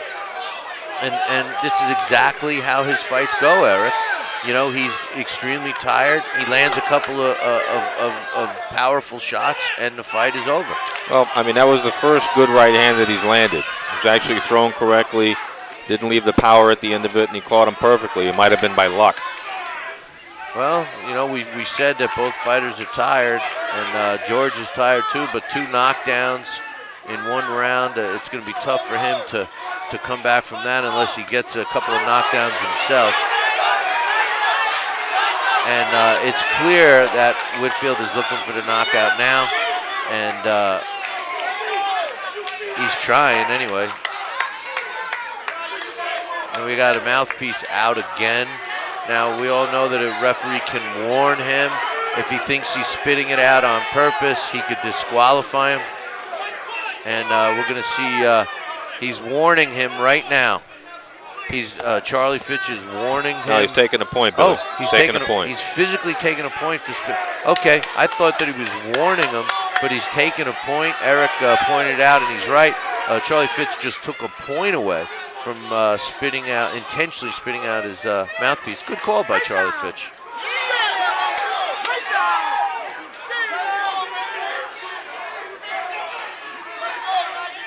And, you know, if George wasn't in desperation mode before, he's got to be now. Because the only way he can win this fight is if he knocks out Whitfield at this point. Because I don't think you can't say he won all the early rounds. No.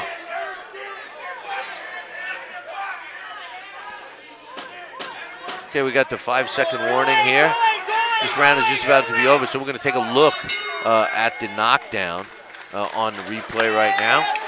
And we'll see what we saw. There's a solid right hand. Yeah, listen, first correct right hand he's thrown. It was the best punch he's landed. Yep. It put Eric George in some trouble. It was a delayed knockdown, and it was a legitimate punch. There's no question about it. This is the 6th and final round coming up. And glad you could join us. I want to thank everybody for taking the time to watch us. And there's another shot of the second knockdown. I want to thank everybody for joining us. We had a great night of fights. I hope you guys enjoyed it as much as we did here ringside. And all I can say is next time, come on up to Liverpool, New York, and enjoy it live. Because it was a fun night of boxing, that's for sure. 6th and final round of our main event, Aleem Whitfield is in the black trunks with the red trim. And Eric George, who hit the canvas not once but twice in the previous round. He's in the solid black trunks. These guys are going to touch gloves. They're both extremely tired. Will Whitfield get through this fight and be the first fight that he does not win by stoppage? We'll see. Were they giving him oxygen? Was that an oxygen tank? Yeah, you got to give him credit. I mean, he's looked fatigued. He's looked as fatigued as he does now since the second round, and he's still finding a way to deliver some punches.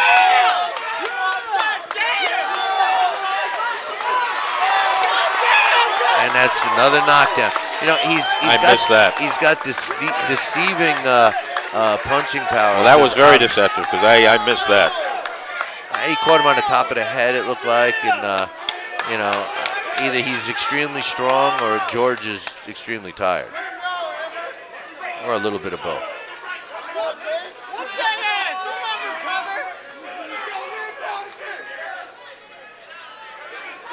I have a feeling this fight's going to end with Whitfield going the distance the first time. I know he's put George down a few times, but he's just totally spent here.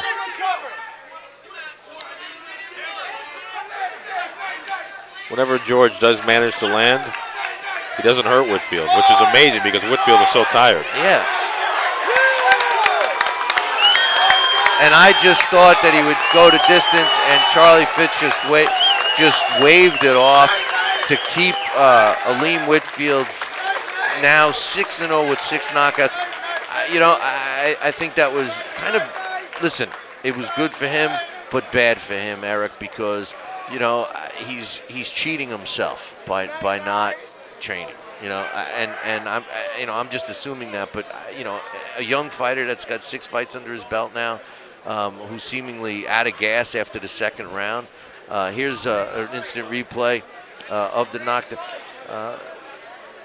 Yeah, you're right. I didn't. There wasn't a punch. You pushed him.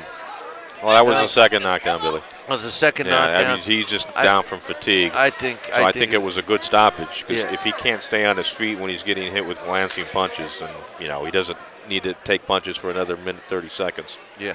Well, it was an interesting fight. I hope that Aleem Whitfield goes back and watches this fight and realizes that he needs to be conditioned. I mean, he obviously has punching power. He's got power. Here we're going to see a replay of the first knockdown. Solid right hand. See, I missed. To me, it went over his head. Yeah, no, it did land. We can't see from the camera angle, but it did. Again, maybe we could watch that one more time. If we can get that replay one more time, we can. We're gonna watch that one more time. So see if you see the punch now. It looks like it landed right on the top of his head to knock out the equilibrium. Here's the shot right now. Yeah, well, you're right. It looks like I thought it he totally Here's missed the it. official announcement from Mike Ortiz. Ladies and gentlemen, one more time for our two fighters as we bring them to center ring. Mike Otis, I'm sorry. And for your winner, he comes at 131 in the sixth round. Your winner By TKO, Aleem the Hammer Whitfield. Here's your official score. Okay, we got just the official time here was 1 minute and 31 seconds of round number 6, the sixth and final round of this fight. So Whitfield goes to 6-0 with 6 knockouts. Listen, I just want to thank one more time for everyone that made this broadcast possible. JKJ Championship Promotions, Graziano's Italian Restaurant in Canastota, CFR Paving in Syracuse, New York, WMJ Fagan and Sons Insurance, George A. Knowles and Son, your masonry contractor, Bible Tunes book series, www.bibletunes.tateauthor.com, Salt City Property Management. You can check them out, saltcityproperty.com. We got Lou's Village Service in Canastota, New York. Jake Hafner's restaurant to go for some great food and drinks. If you're looking for quarried stone, check out Kinsilla Quarry. And also Peter Denny team, your realtor experts. And, of course, Ralph's Collision. I want to thank all the sponsors for making this happen. Eric, I want to thank you for joining me for this event. Special thanks to LDL TV and yours truly, BillyCBoxing.com. Make sure you join us next time. Visit www.jkj Championship Promotions for the next show. I'm Billy C. He's Eric Botcher. Thanks for joining us. Liverpool, New York, the Holiday Inn. Until next time, ciao, baby. LDL TV streaming live to you the best in amateur USA and Golden Gloves events, professional boxing, live mixed martial arts, major concerts, music, comedy, special red carpet events, professional pool, beach volleyball, car racing, boat racing, live corporate events, and much, much more. Crystal